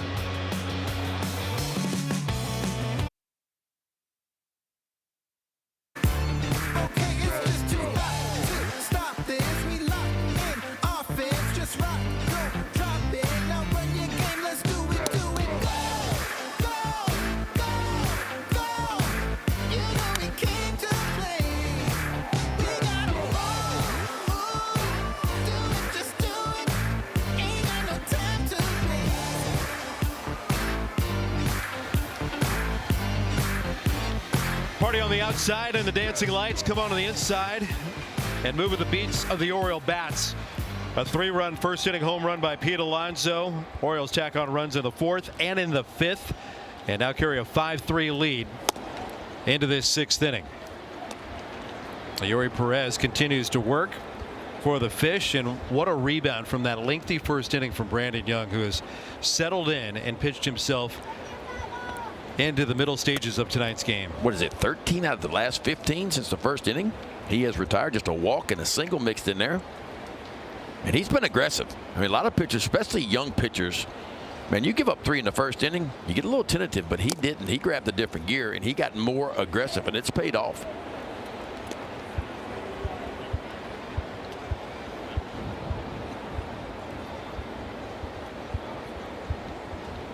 Those have made some 2-out noise against Yuri Perez tonight. Falls behind 3 balls and a strike on Samuel Basayo. And you see where Perez is at 87, so you got to feel like he is close to getting out of this ball game. Again, season high for him his last time out was 96. That's kind of where they've kept him, right in the mid-90s. Basayo's going to challenge that strike call. Pitch is called a strike. The batter is challenged. That ball had a little bit of tail at the end. It's going to be close. Alex McKay, the home plate umpire. ABS powered by T-Mobile. And it is a Call is ball. overturned. Baltimore has 2 challenges remaining. 0.3 of an inch.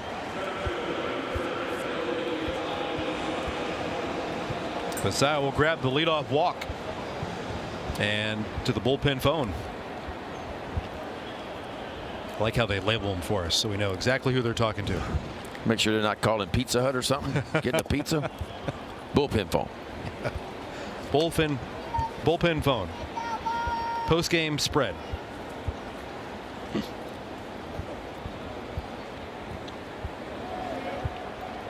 Taveras cracked a double his last time up. He's 1 for 2.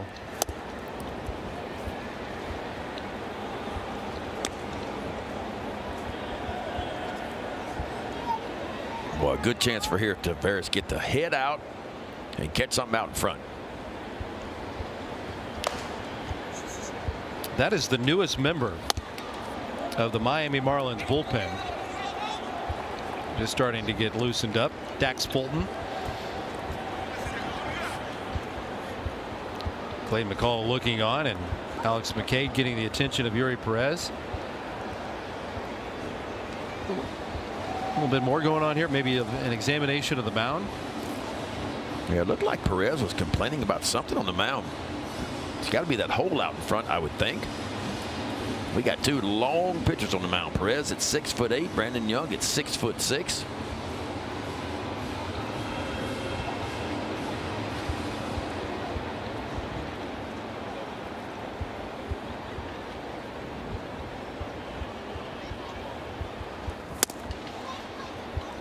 Three O's in there for a called strike on Taveras.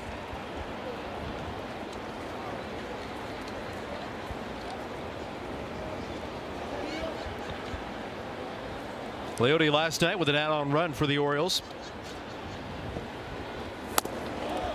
Drove in the 9th of the night, and he'll work a consecutive free pass behind Basayo.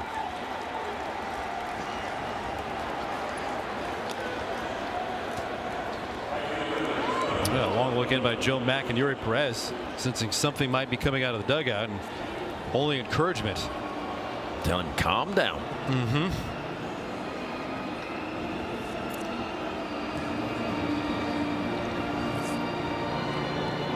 27 in the 5th, 20 in the 1st.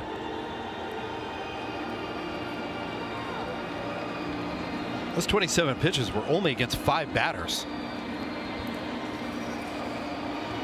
And here comes Clayton McCullough. So we'll have our first pitching change of the night. Lifted at 93 pitches, the book wide open with nobody out, following back-to-back walks here in this 6th inning. And we're going to have a major league debut on the other side.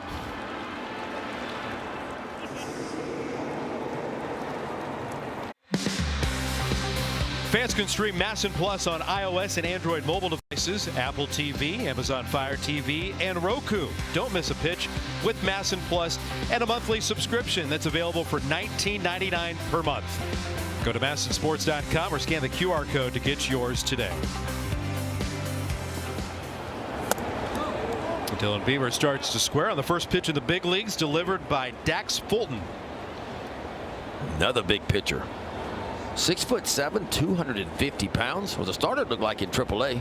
ERA a little bit elevated. Opponents were hitting 288 off the left-hander. Fulton. Fourth Marlins player in as many games to make a major league debut. Fulton was a second rounder back in 2020. What a great moment for that family. Look at Mom. Dad's just trying to control his emotions, but he's talking to himself. Yeah, he's muttering to himself. He's been doing that probably since the kid was 5 and 6. Whoa, look out. Beavers discards the bat after having the tower buzzed. How in the world did that ball miss him?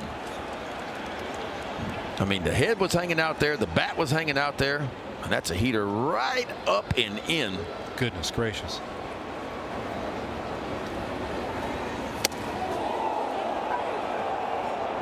It's one thing when it's high velocity. It's another when you could hear it coming when it gets that close.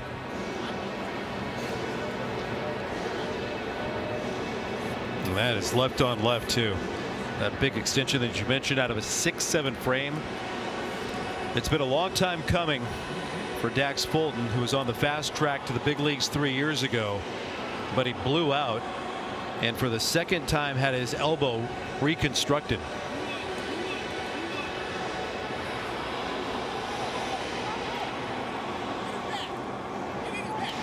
3-0 is on the board. I believe the home plate umpire Alex McKay said it's 2-1. He's saying it hit the bat. I didn't see the ball hit the bat. This will be the entire crew coming in. Alan Porter is the crew chief, the second base umpire today, in conversation with Alex McKay. And Alan Porter had a good moment of recognition and feeling the ball game last night because the Orioles wanted to challenge a pitch that was discarded by Roberto Ortiz, but Alan Porter said, no, I saw it. I saw it. It was immediate. Now, it looked like it did hit something, but it almost looked like, if we could see that again, it almost looked like it hit his hand. So Alan Porter is going to step over and get in conversation with Craig Albernaz.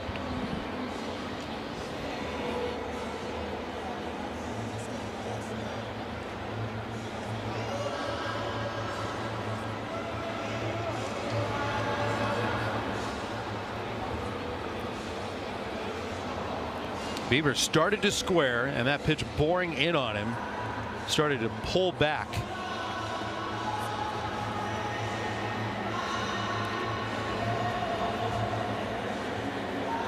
Well, Alex McKay, home plate umpire, apparently heard something.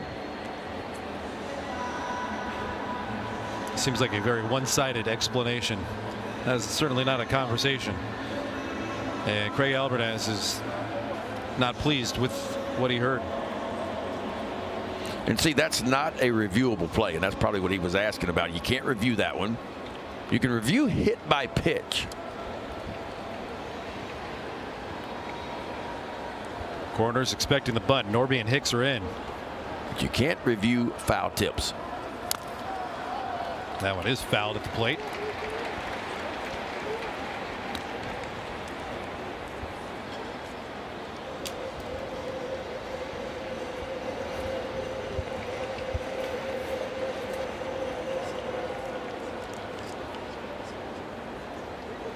Yuri Perez walked Basayo and Taveras. And then buries the pitch. That moves it to 3 balls and 2 strikes on Dylan Beavers.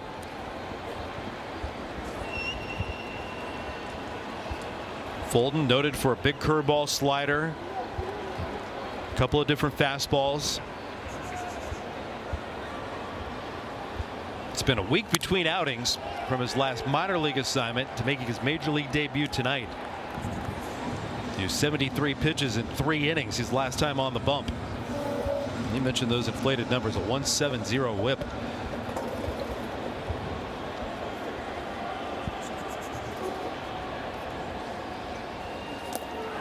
Beavers down on strikes. Boy, that's such a big swing in momentum right there. Could have been ball 4, worked for a foul tip. And a really good breaking ball, 3-2.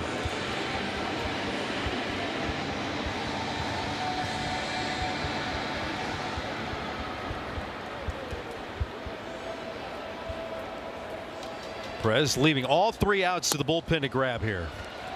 Curveball in on Kobe Mayo for strike 1. Dax Fulton, 24 years of age, a highly touted prospect coming out of high school in Oklahoma City. Out in front, 0-2. Second rounder in the 2020 draft. And it was surprising the value that he earned, plus the round that he earned after missing his entire senior season due to the first Tommy John surgery. I think director bonus at $2.4 million for a prep pitcher that missed his senior year. Oh, nice pickup right there by Joe Mack, the catcher. That was a 55-foot pitch.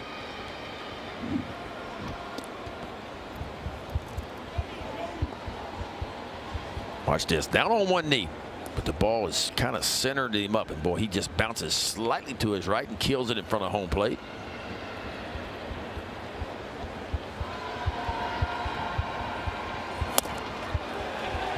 Poured right over. That's the 4-seamer at 96. First strikeout in the major leagues gets the family out of their chairs. That's inherited a pretty tough situation right there. First and second, nobody out. He just paints a 4-seamer right at the bottom of the zone. But you still got to deal with JJ.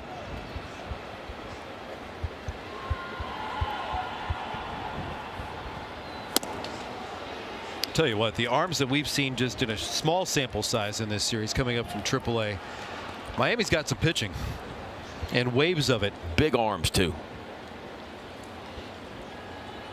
Orioles are doing it, man. Runners in scoring position with 2 out, 2 for 3. 5 for 13 last night and their 9-7 win.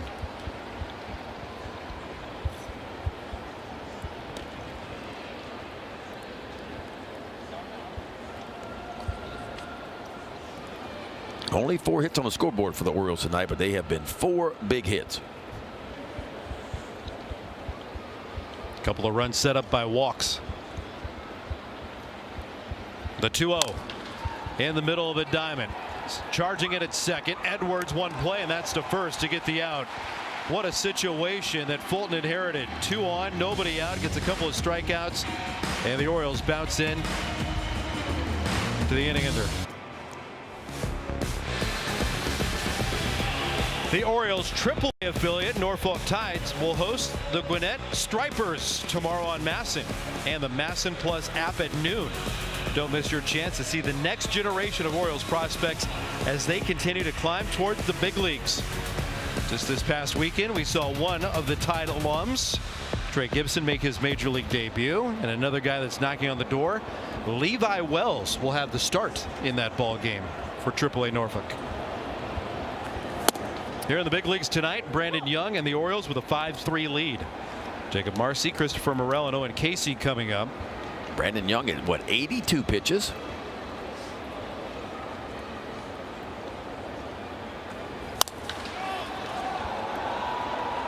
Who wants it? Ward trotting in. Henderson signaling that he wants it. And another high pop-up handled by the Orioles defense behind Brandon Young. And Brandon Young 6 for 6 tonight, folks, and getting the first batter of the inning. That is huge.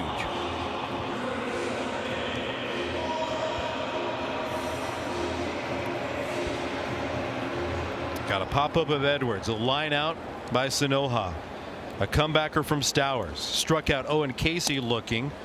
Liam Hicks with a routine fly ball to right, and now the pop-up to the shortstop, retiring Marcy and bringing up Morel.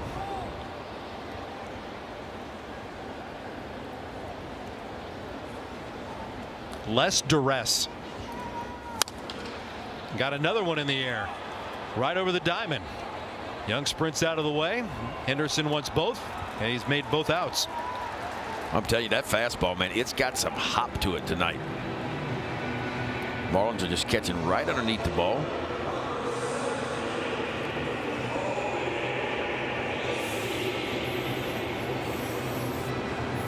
That is 8 fly ball outs so far tonight, by Brandon Young. You mentioned 6 for 6 getting the first batter out of every inning. Deeper look here at the scorecard.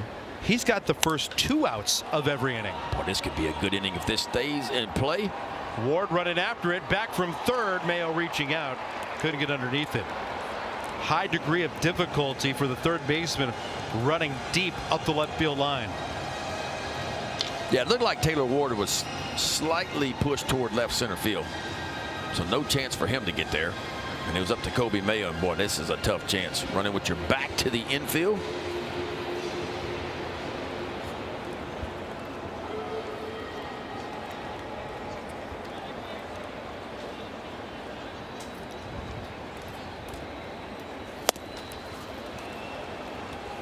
Big swing and a miss by Casey. No balls and 2 strikes.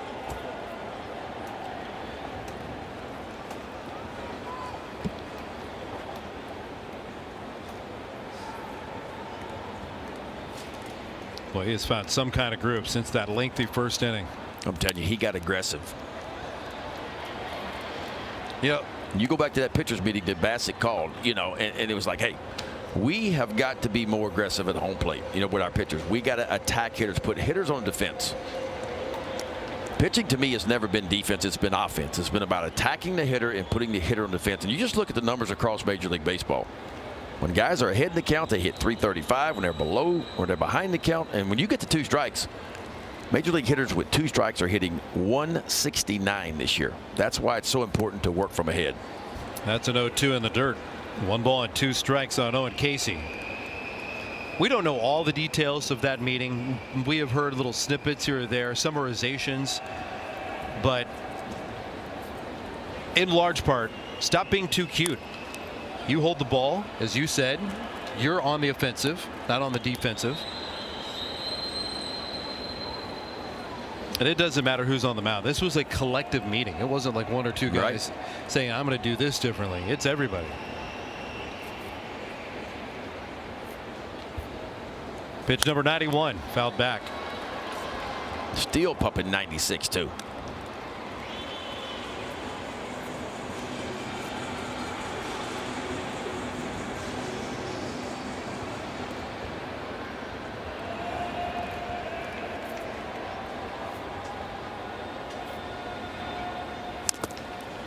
Tapped away foul.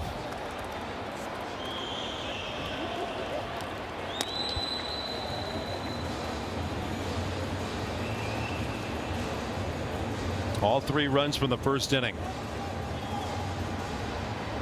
Young had to face 8 batters. Just a walk and a single since. And the 1-2 on a line straightaway center right at Leody Taveras, who's there. Out number 3 into the glove. 7 straight by Brandon Young. 16 out of the last 18 from BY, turning in one of his best appearances in the big leagues.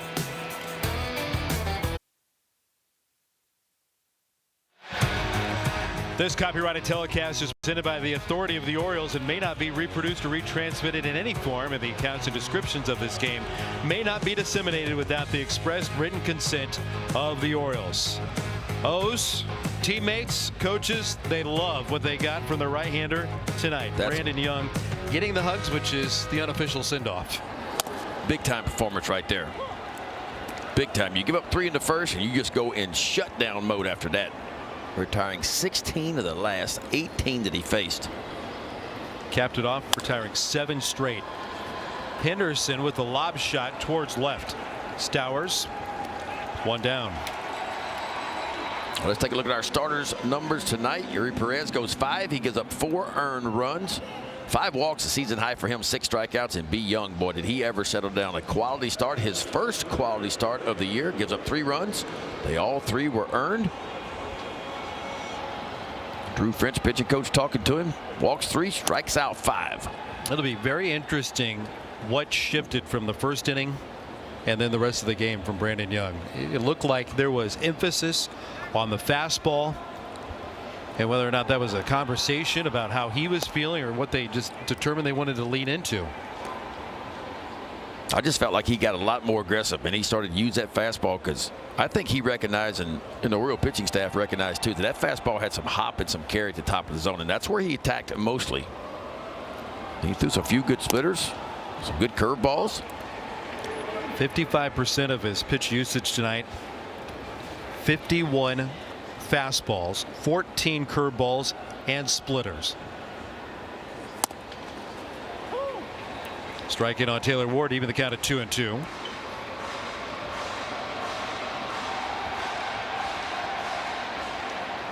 Ward with a couple of walks tonight, and when he's been on, he's been able to score. 3 balls and 2 strikes on Taylor. Scored a run on Pete Alonso's 3-run home run, and then was doubled home by Adley Rutschman in the 5th.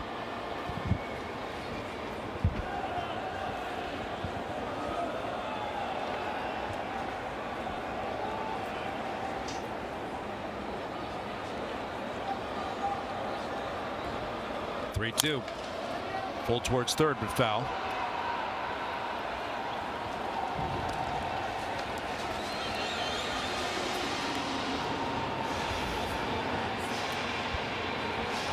Looks like the big left-hander Grant Wolfram starting to get heated up in that Oriole bullpen. Looks like he will be next.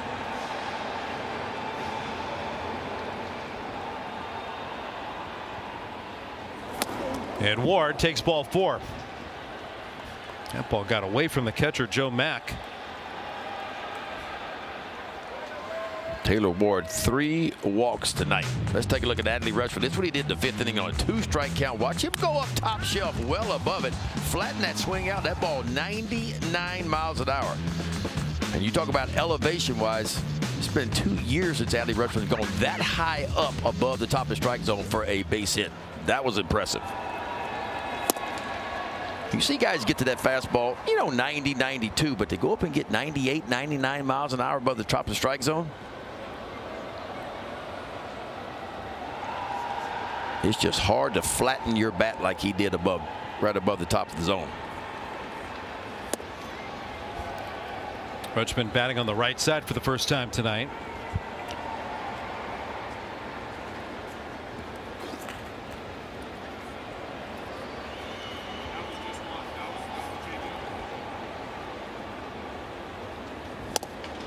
Takes up and away, and it's 2 balls and a strike.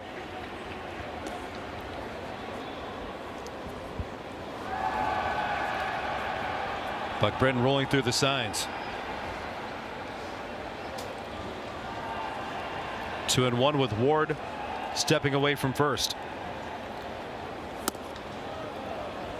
And it's 3-1.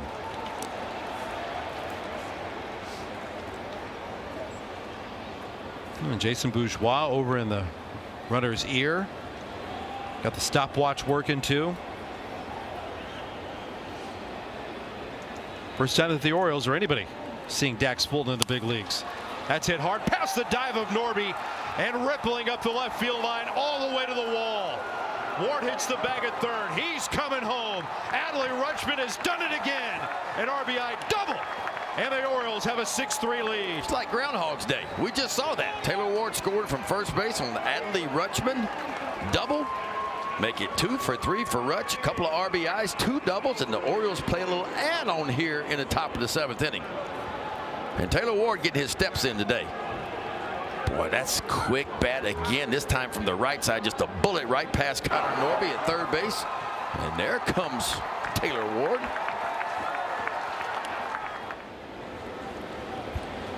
Orioles have 5 hits tonight. They've all gone for extra bases. Rutschman hung out at second, and a throw to first base in time. Oh goodness, unconventional. Rutschman frozen in between second and third, slapped the tag down to get 1, and completing the play on Alonso over at first base. They going to challenge? Nope, not going to challenge it. 6-3 O's.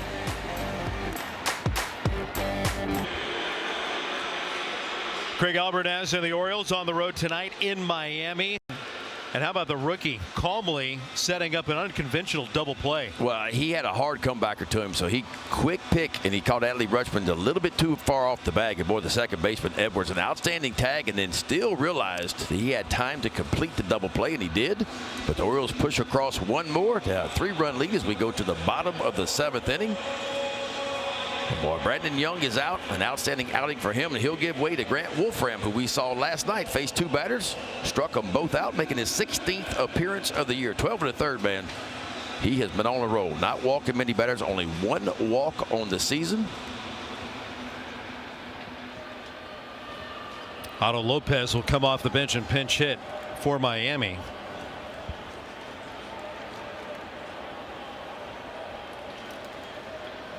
Pulling back the catcher Joe Mack, the left-handed hitter.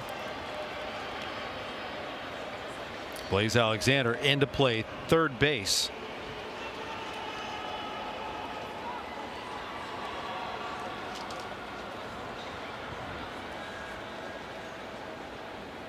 Oh, 1 to Lopez. On a line to the gap in right center field. Nobody can get to this one. It'll one-hop the warning track and kick over the wall.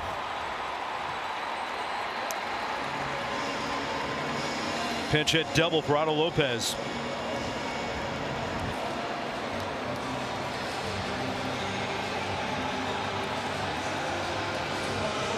That snaps a string of 7 in a row that had been retired by Brandon Young. Boy, Otto Lopez is having himself a good season for the Marlins. Right off the bench and just buries a double out in right center field. So Marlins something cooking here in the bottom of the 7th. First time tonight the leadoff batter of an inning has reached for the Marlins.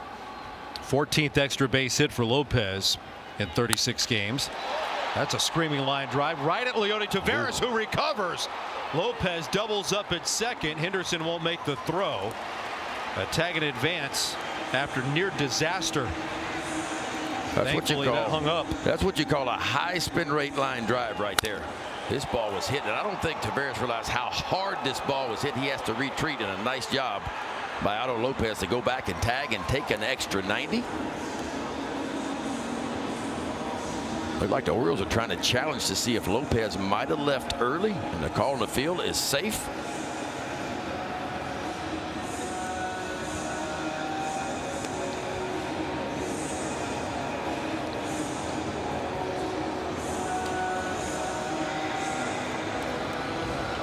Now with a 3-run lead, the Orioles will not bring the infield in. Blaze Alexander.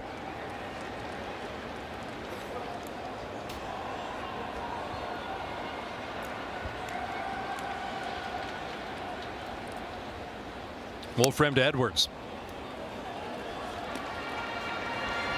Edwards tonight has had a quiet evening at the plate, going 0 for 3.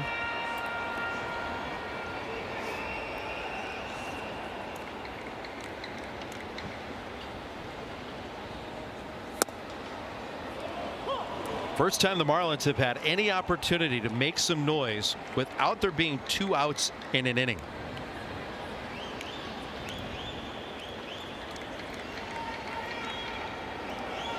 The Marlins have been pretty good in these situations. They're a 5th in baseball, 5th most sacrifice flies. Good curveball from Wolfram. 1 ball and 2 strikes on Edwards. There's Otto Lopez in this opportunity. Now time called by Edwards at the plate. Boy, Wolfram would love a punch out here.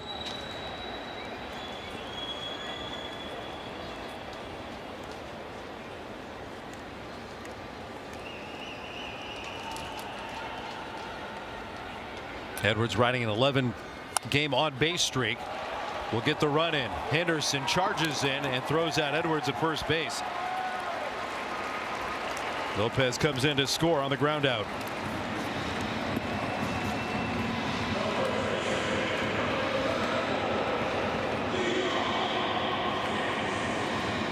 Well, the double, the tag up, and a ground out in the middle of the diamond got the run in for the Marlins. And again, Orioles with a 3-run lead at the time. They were going to play the infield back. Don't mind giving up 1.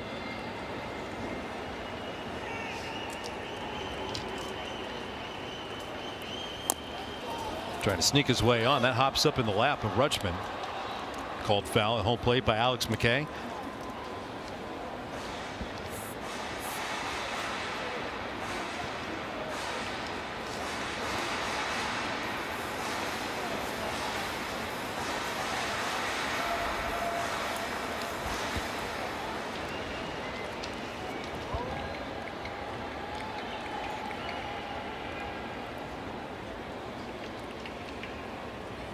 Oh, one from the left-hander.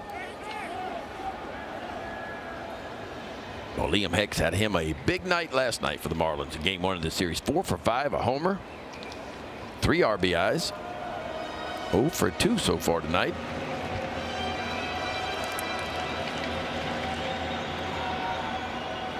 One of 2 to reach down the stretch against the starter, Brandon Young.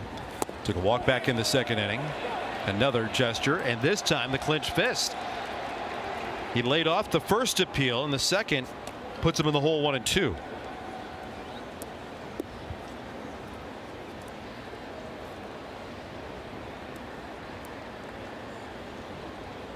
Hicks has had such a consistent season at the plate. He's been in the top 10 of the National League in batting average. Pretty much wire to wire. 371 on base. Evens the count at 2 balls and 2 strikes. Second year in the big leagues for the 27-year-old. We got 119 games with the Marlins last year. This is a young core the Marlins have. The 2-2 fouled back. That's what Wolfram's going to throw most. He likes that sinking fastball, and he will run it in on those lefties. High velocity. He likes to shove it inside and get to that slider away. We'll see where Rutschman sets up here. So he came fastball in. See if he goes to the outside part. There's your slider.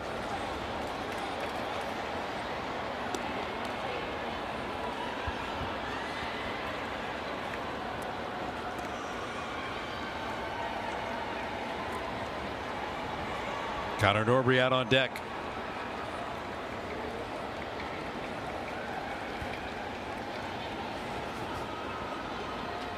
Another 2-2 battle and another foul. Oh, he's fighting off some tough pitches, isn't he? Locked in last night. There's your lefty on lefty battle. It's coming to an 8th pitch.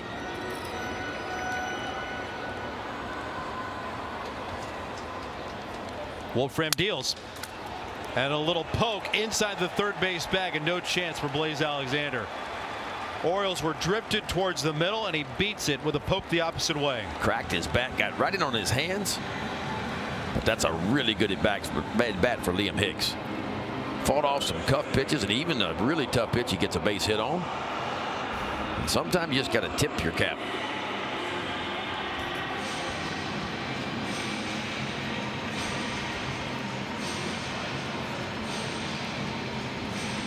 And manager Craig Alvarez is coming out.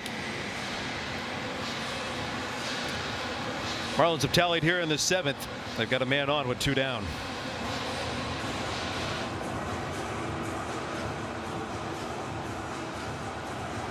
Brought to you by Jiffy Lube. Get a 15-minute oil change plus over 15 courtesy services with no appointment. Get more in a jiffy.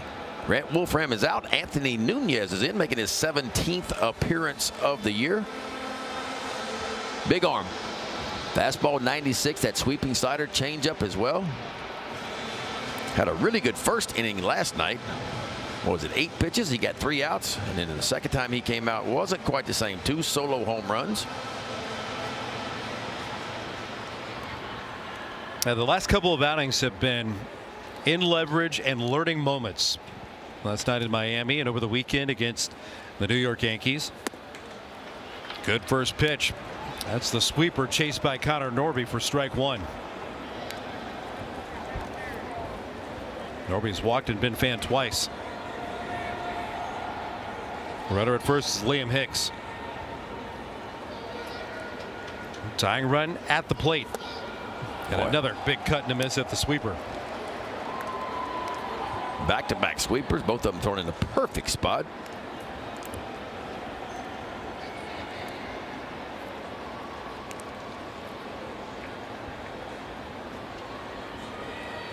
Nardi making a bid to have back-to-back outings against the Orioles. 0-2 from Nunez. Just missed off the outside corner.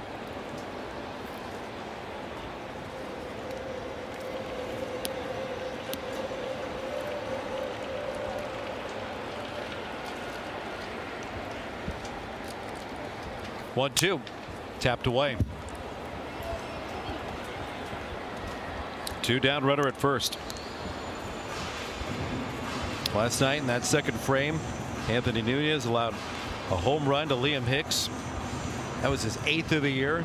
You knew that he had power. You didn't expect the consecutive home run from Otto Lopez. And both of them were on fastballs too. I like fastball here, but I like it elevated, maybe above the top of the zone. And it's away.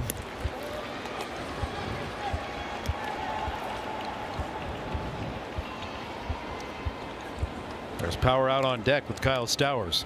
Rather not see him with runners on. Norby would have to reach to get him to the plate.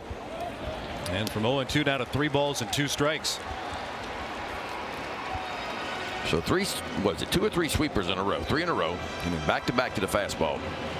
Got to think he's going to try to finish him the way he started him. And that's with that sweeping slider. Runner from first is going. And he got him with the sweeper. Big strikeout for Nunez. Big time. Big time pitch right there from Anthony Nunez.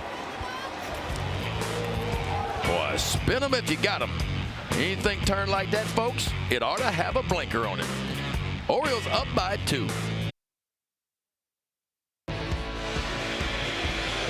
Orioles baseball on MASN is being brought to you by Bet365, where winning is everything. And by Bob Bell Automotive. Bob Bell Automotive, your go-to for cars, service, and more. Come see us or visit bobbell.com. Beautiful night in Miami with Melanie Newman, Ben McDonald. I'm Ben Wagner. Top of the 8th inning for the Orioles. We're up 6-4 tonight. And facing the Fish.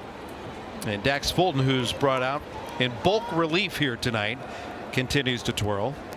Made his major league debut with runners at first and second in relief of Yuri Perez. Got a couple of strikeouts and then a bounce out.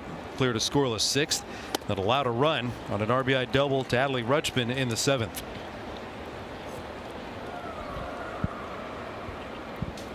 Samuel Basallo, Leody Taveras, and then Dylan Bieber is scheduled to come up.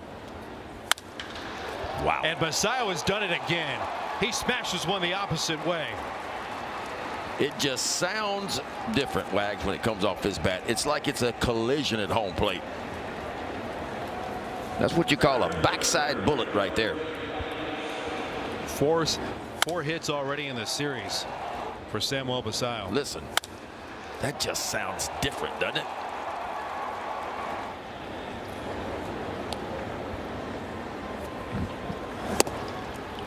Taveras, switch hitter, bluffed the bunt, called a strike.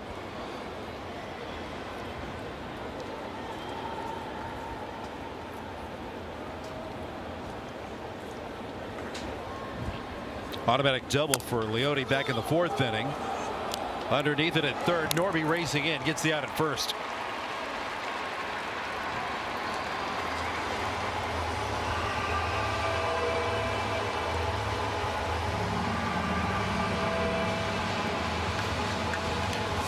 That's Sonoha. They shifted him around defensively. Yeah. Norby's over at first, I think, now, isn't he?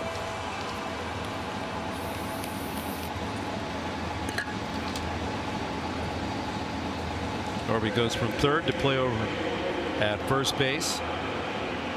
Otto Lopez staying in at shortstop.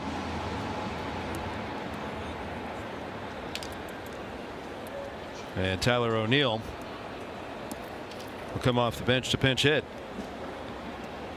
They pull the left-handed batting Dylan Beavers back for O'Neill, who wants to start mashing the left-handed pitchers.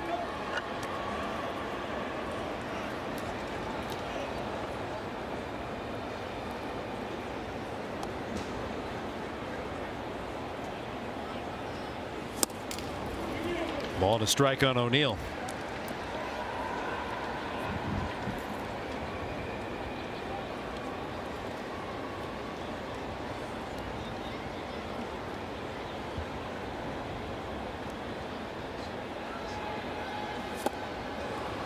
He falls behind 1-2. Changeup. Dax Fullerton's been pretty impressive, especially when he first came in, inheriting a first and second no-out situation. Was able to work out of it.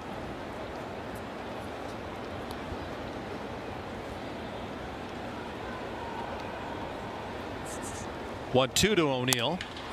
Hit hard towards the hole. Sanoha thought about running after the runner. Gets the sure out over at first base. He can pick it a little bit no matter where he's at on the diamond. Yes, he can. He's already had 13 starts over at third base for Miami. And little by little, runner working themselves around. Now at third base with 2 down. And we've seen some really good arms out of the bullpen for Miami. Benderson, Peterson, Eknes, Kempner last night. Well, their bullpen is much improved year by year. I mean, 7th best coming in tonight. They were 22nd in baseball last year.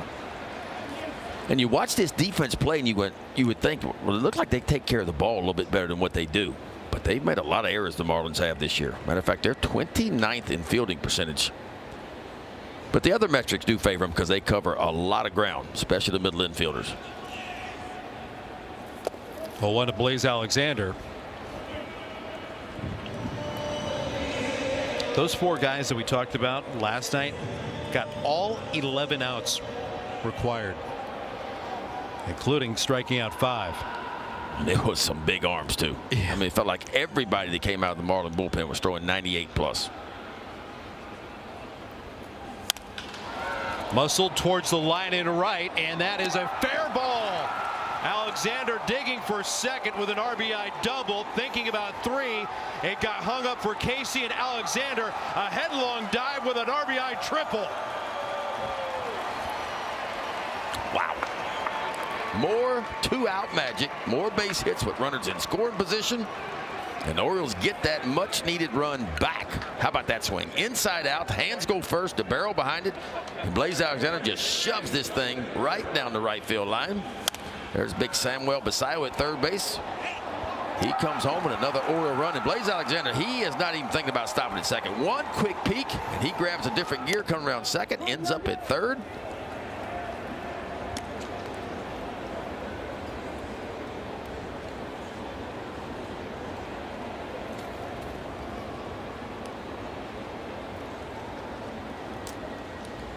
Jackson's bounced out 2 of the 3 times he's been at the plate tonight.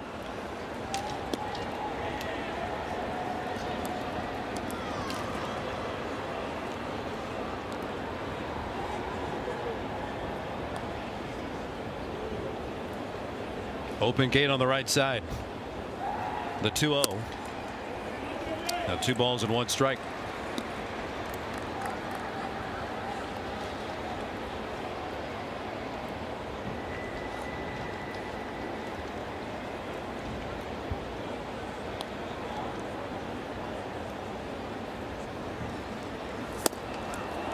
Two balls and 2 strikes on Jeremiah Jackson.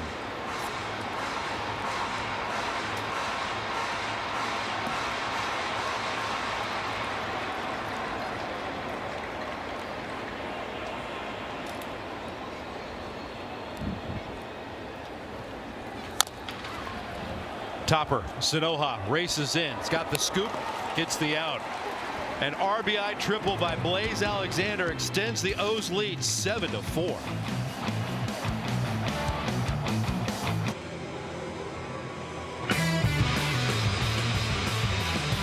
Give the VIPs in your life the ultimate game day upgrade. Start with an exclusive on-field access at Oriole Park. Enjoy the Truist Club perks, including upscale seating, inclusive food and drinks, and a private entrance. Purchase your experience at Orioles.com/ultimate.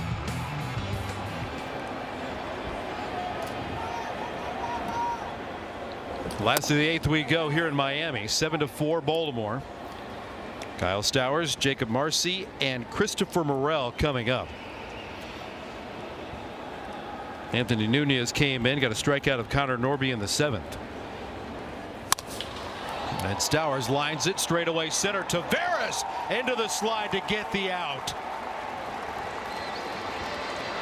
Leody Taveras. He is a true center fielder. And that's why the Orioles went and got him this offseason. Got an outstanding jump. Then slides it in just for fun. Orioles got that defensive package in now. Colton Cowser in right. Blaze Alexander over at third.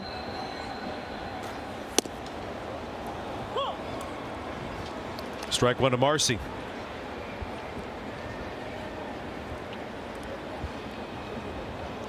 Goes on the diamond with Alexander and Henderson on the left side. Shaded towards the middle.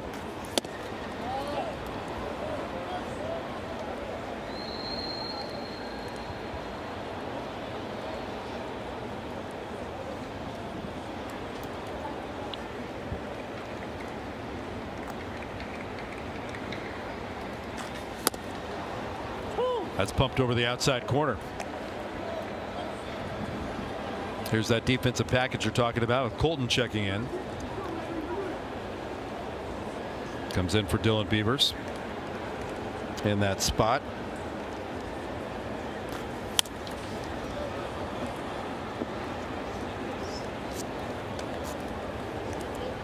That's where Tyler O'Neill had pinch hit in the number 7 hole.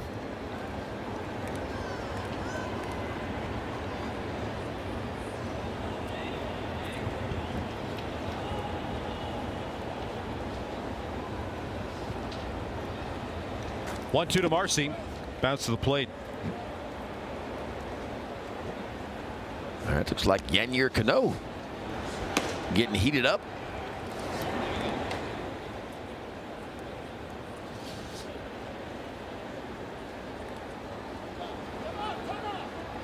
A time called by Marcy at the plate.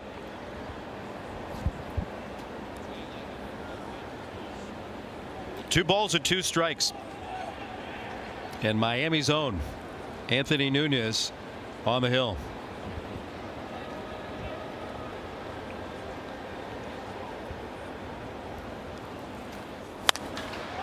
And popped him up. Shallow center. Henderson with his arms spread. Said, I'm taking charge. And there's 2 down.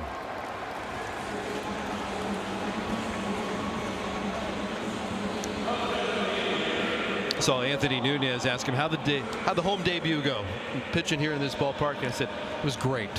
Really enjoyed himself. He's got friends and family. It's anybody that lives in close proximity. And a lot of guys have residency in Florida in some capacity or another, but the guys that live here in Miami, they have been busy. Especially when you grow up going to a ballpark and then you actually get to play at that ballpark. Christopher Morel pops it up. It'll drift out towards Taylor Ward. He's there. And how about Anthony Nunez? 4 up and 4 down. Back home. Not sleeping in his own bed. He's enjoying the big league life.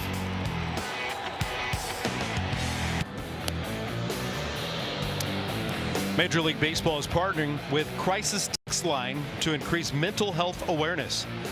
Free 24/7 confidential support in English and Spanish. Text MLB to 741-741. Top of the 9th inning here in Miami. Orioles on the board early with a 3-run home run from Pete Alonso, adding runs late and a 7-4 lead. Gunnar Henderson back in there, an 0-for-4 night in the top spot.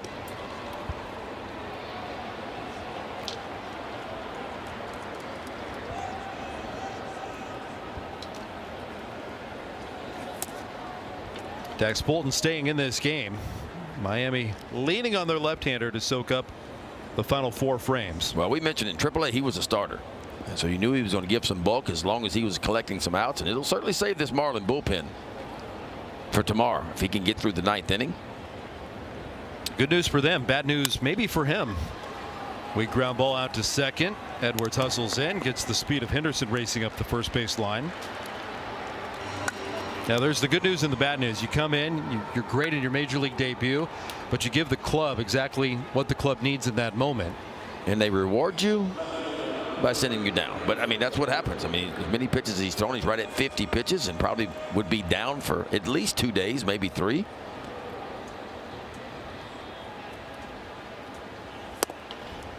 Taylor Ward starts off with strike 1.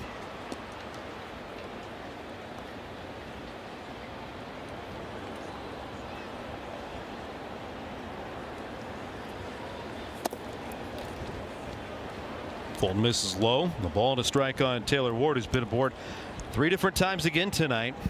All 3 times he's walked, he's come in to score.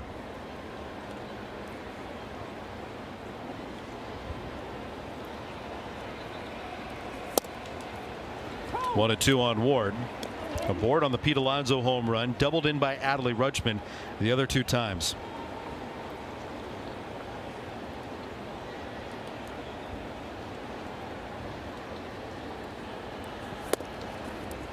Two balls and 2 strikes. Rico Garcia. Yanier Cano set down. Garcia is up. Yeah, I wondered if Rico would be available tonight, just with his recent usage. And Craig Albernes said he's green. He's one of the guys that they can pitch with, and Keegan Aiken likely down. What typically happens is the pitchers go out early and they play catch and they get loose, and then they come back and report to the pitching coaches, okay, I feel good, I'm ready to go, I'm green light tonight. Feels like that arm is a rubber band. Strike 3 for Taylor Ward. A little bit of a delayed strike 3 call. There are 2 down here in the 9th.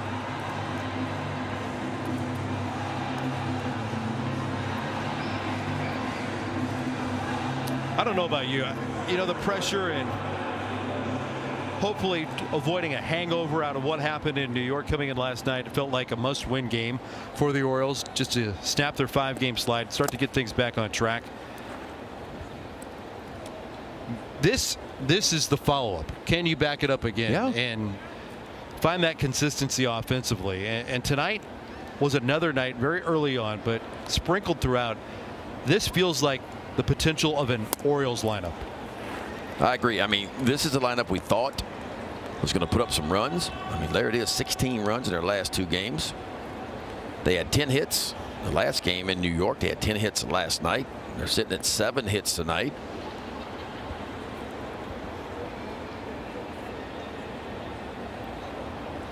Two-0 to Adley. Now 3 balls and no strikes on Rutschman.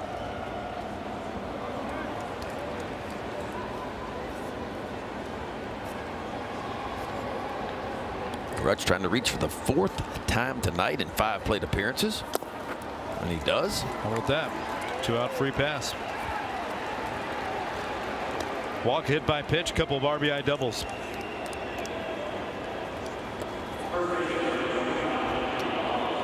Pete Alonso wasted no time extending his hit streak to 6 with a 3-run home run back in the 1st inning.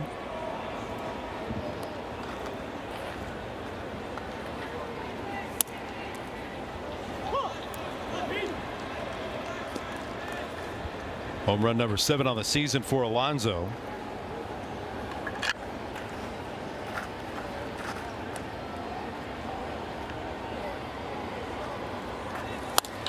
And he rips that one up the left field line. Foul. Boy, just a little out in front.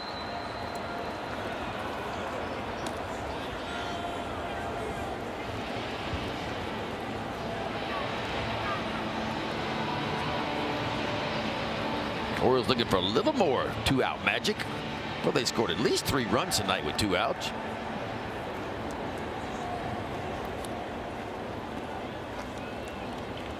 Leading in the night 7-4. 1 ball and 2 strikes on Alonso.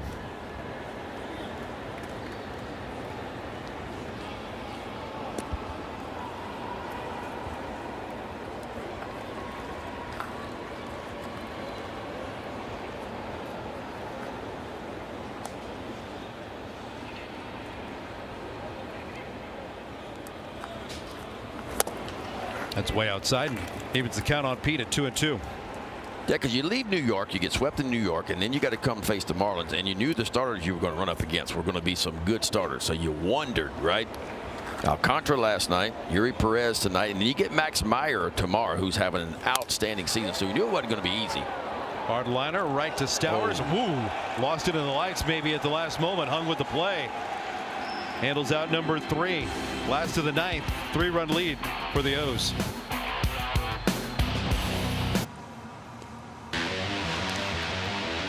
Tune in tomorrow night at 6 o'clock for the O's Extra pregame show presented by Bet365. Mel will get you ready for the play-by-play story that starts at 6:40. And it'll wrap up the road trip for the Orioles, who hopefully will be talking about a sweep if they can get through this last of the night as they give the ball to Rico Garcia. Rico Garcia making his 18th appearance of the year. He has been better than good. ERA outstanding. Look at the opponent's batting average. Not walking many guys at all. He's allowed just one home run. That's the only hit he's allowed this year. Picked up the win last night in game 1 of this series out of the bullpen for the Orioles.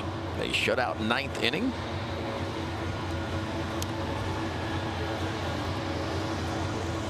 Look where the relievers rank for the Orioles. How about that?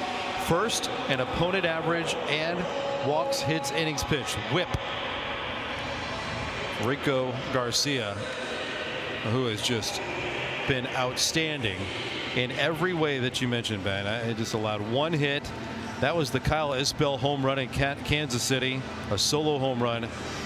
That is a distant blip. Yeah, I mean, 4-seam fastball, changeup, slider, and curveball. His main 2 pitches, that 4-seam fastball and changeup. Oh, and Casey will lead it off for Miami.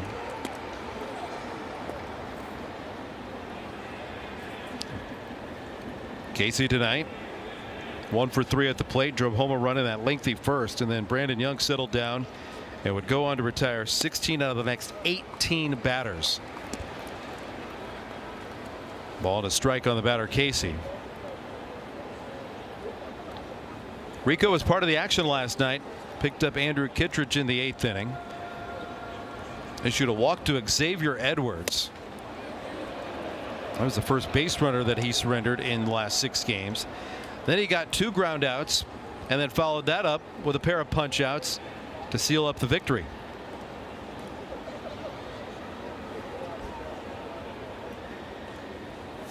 Orioles were able to make him a winner after breaking a 7-7 game. Top of the 9th inning last night, Adley Rutschman with a pinch hit, go ahead RBI base hit. Leody Taveras then drove in the 9th run of the night.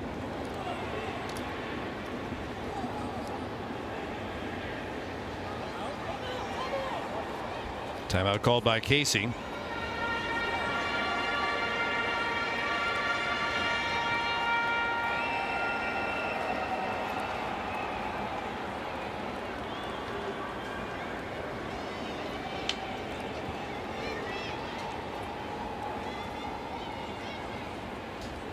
Two coming. Flipped out of play. Stays 2 balls and 2 strikes.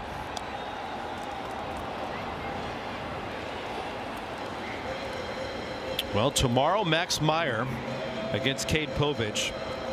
Meyer with 40 strikeouts and 37 worth of work. Had 7 shutout on Saturday against the Philadelphia Phillies, and he struck out 7. And just like tonight, a big start for Brandon Young. Tomorrow night, a big start for the left-hander Cade Povich. Absolutely. Orioles will have some decisions to make in the coming days about the direction of their rotation. That pitch is outside, missed on the 3-2, and there's a leadoff walk.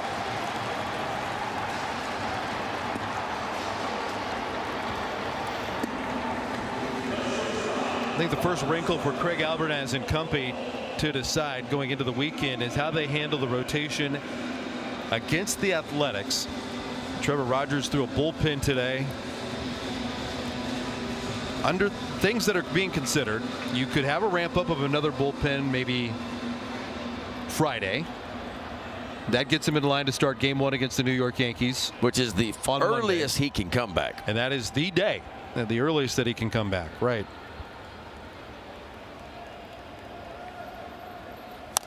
Out of Lopez. That's a double play ball. Garcia to second for 1. Spin it to first. Nice. Got 2. Roll it, boys. Well, Rico Garcia took his time, and I mean made a perfect throw to Jeremiah Jackson. And again, when you're turning double plays here as a pitcher, everybody plays off the bag. You throw the ball right over the top of the bag, and that's just what he did. And boy, I tell you what, Jeremiah Jackson Watch this cannon coming across the diamond. He kind of winds up and lets it rip, and I mean just in time. A nice stretch by Pete Alonso, and the Orioles are just 1 out away from taking the first 2 games of this series. Trying to sew it up here on South Beach. Javier Sanoja looks at a curveball from Garcia for ball 1. Now, there's plenty of conversation pieces to get through the weekend against the Athletics, whether you want Chris Bassett, who has got really good numbers against the New York Yankees, to pitch in that series, or keep him in line, pitch on Sunday against the Athletics. Yeah, because right now, if the rotation holds true, it's going to be Bradich in game 1 against the A's, and then Boz, and then Bassett. But you're right. Bassett's had a lot of luck in his career against the Yankees. 2 balls and a strike.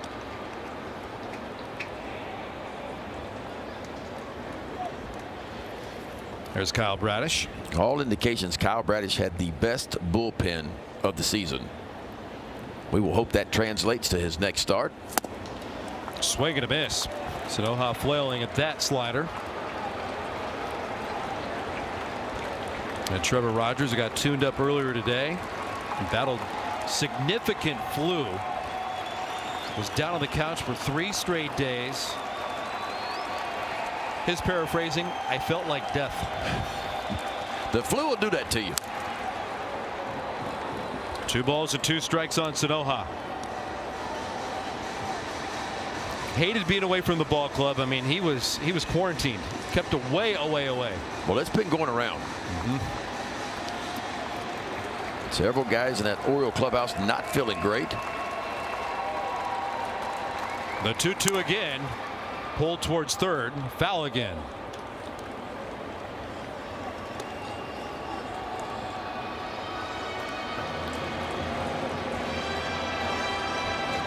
Seventh pitch coming up to Javier Sanoja, who's lined out hard twice and picked up a single in between.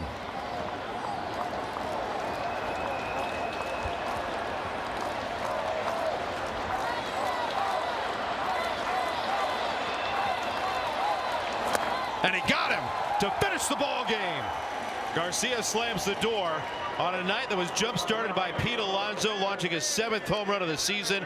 The Orioles got some magic with 2 down.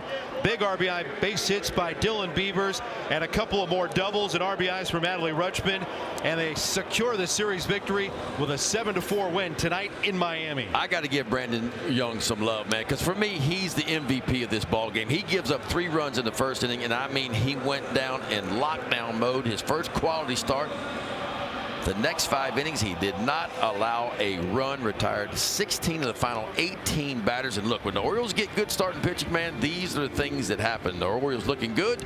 They've won their last 2 ball games and will go for the sweep tomorrow against the Marlins. Pete Alonso jump-started the offense tonight. His 16th home run here in Miami through 50 career games against the Marlins. He absolutely terrorized Miami as a New York Met. And he has kept his foot firmly on the pedal as a Baltimore Oriole. A 3-run first in the burst that they had early. Orioles had runs in the 4th, the 5th, the 7th, and the 8th. And a massive night collecting extra base hits up and down the order for the Orioles here this evening. They've taken the first 2 of this set after a 9-7 win in the opener. A 7-4 victory here tonight. Boy, I felt like he was just sitting on heater there. He got a couple of sliders to get down 2 strikes, and he finally got the fastball he was looking for from Yuri Perez and buried it out toward left center field. Did Pete Alonso, his 7th long ball of the year, his 20th RBI, and the Orioles were off and rolling. Orioles now 3 games under the 500 mark with a winning edition of Orioles baseball here this evening. For the rest of the night, our Melanie Newman with our star of the show, Pete Alonso. Thank you, guys. Pete, you get things started with a home run right off the rip. 57 extra base hits just at this ballpark that's better than anybody in the league. What is it about this place that you're picking it up so well? I mean, just it's a good batter's box and a good batter's eye. And for me, being in division with these guys for a huge number of years, I think familiarity is definitely a helper. But for me, love the batter's eye, love the batter's box. Well, on the other side of the pitching for Brandon Young, you get a pretty good view of him. After that tough first inning, did you see anything he was able to really lock it in? Yeah, I mean, his execution was great. I feel like him and Adley had a nice little powwow, and I mean, their game planning was exceptional. And I mean, BY did a great job with execution after that first inning. I mean, for him to kind of bounce back and throw up zeros and give us a chance to kind of put more runs on the board for him is fantastic. I mean, he's awesome. And then bullpen, Wolfie, Nooney, and Rico. Wow, Rico Suave, unbelievable, closing out right there. So it was a great team win today. You guys have had a front row seat to what this has been like, and you and Chris Bassett have really just been a privilege to watch as a veteran presence. It's also not afraid to speak up. So after the way that New York goes, what was it like for you as a leader to really buoy this team and come out and go, look, we'll take the first two? You know what? It's all about how you respond. You can't change the past. So for me, just it's about bringing the same energy every single day. And obviously, sometimes you execute, sometimes you don't during game time. But again, just the effort, preparedness, and just attention to detail. I mean, that's big for us. So I just want to keep echoing that and keep doing whatever I can to help bring this team W's. All of that combines a nice win tonight, and not a back and forth close one either today. You can take a breath. Pete, go enjoy this one. All right, right on. Thank you, guys. Go O's. Big win tonight for the Orioles. Game 2 over the Marlins. Don't go anywhere. The O's Extra Post Game Show is coming up next.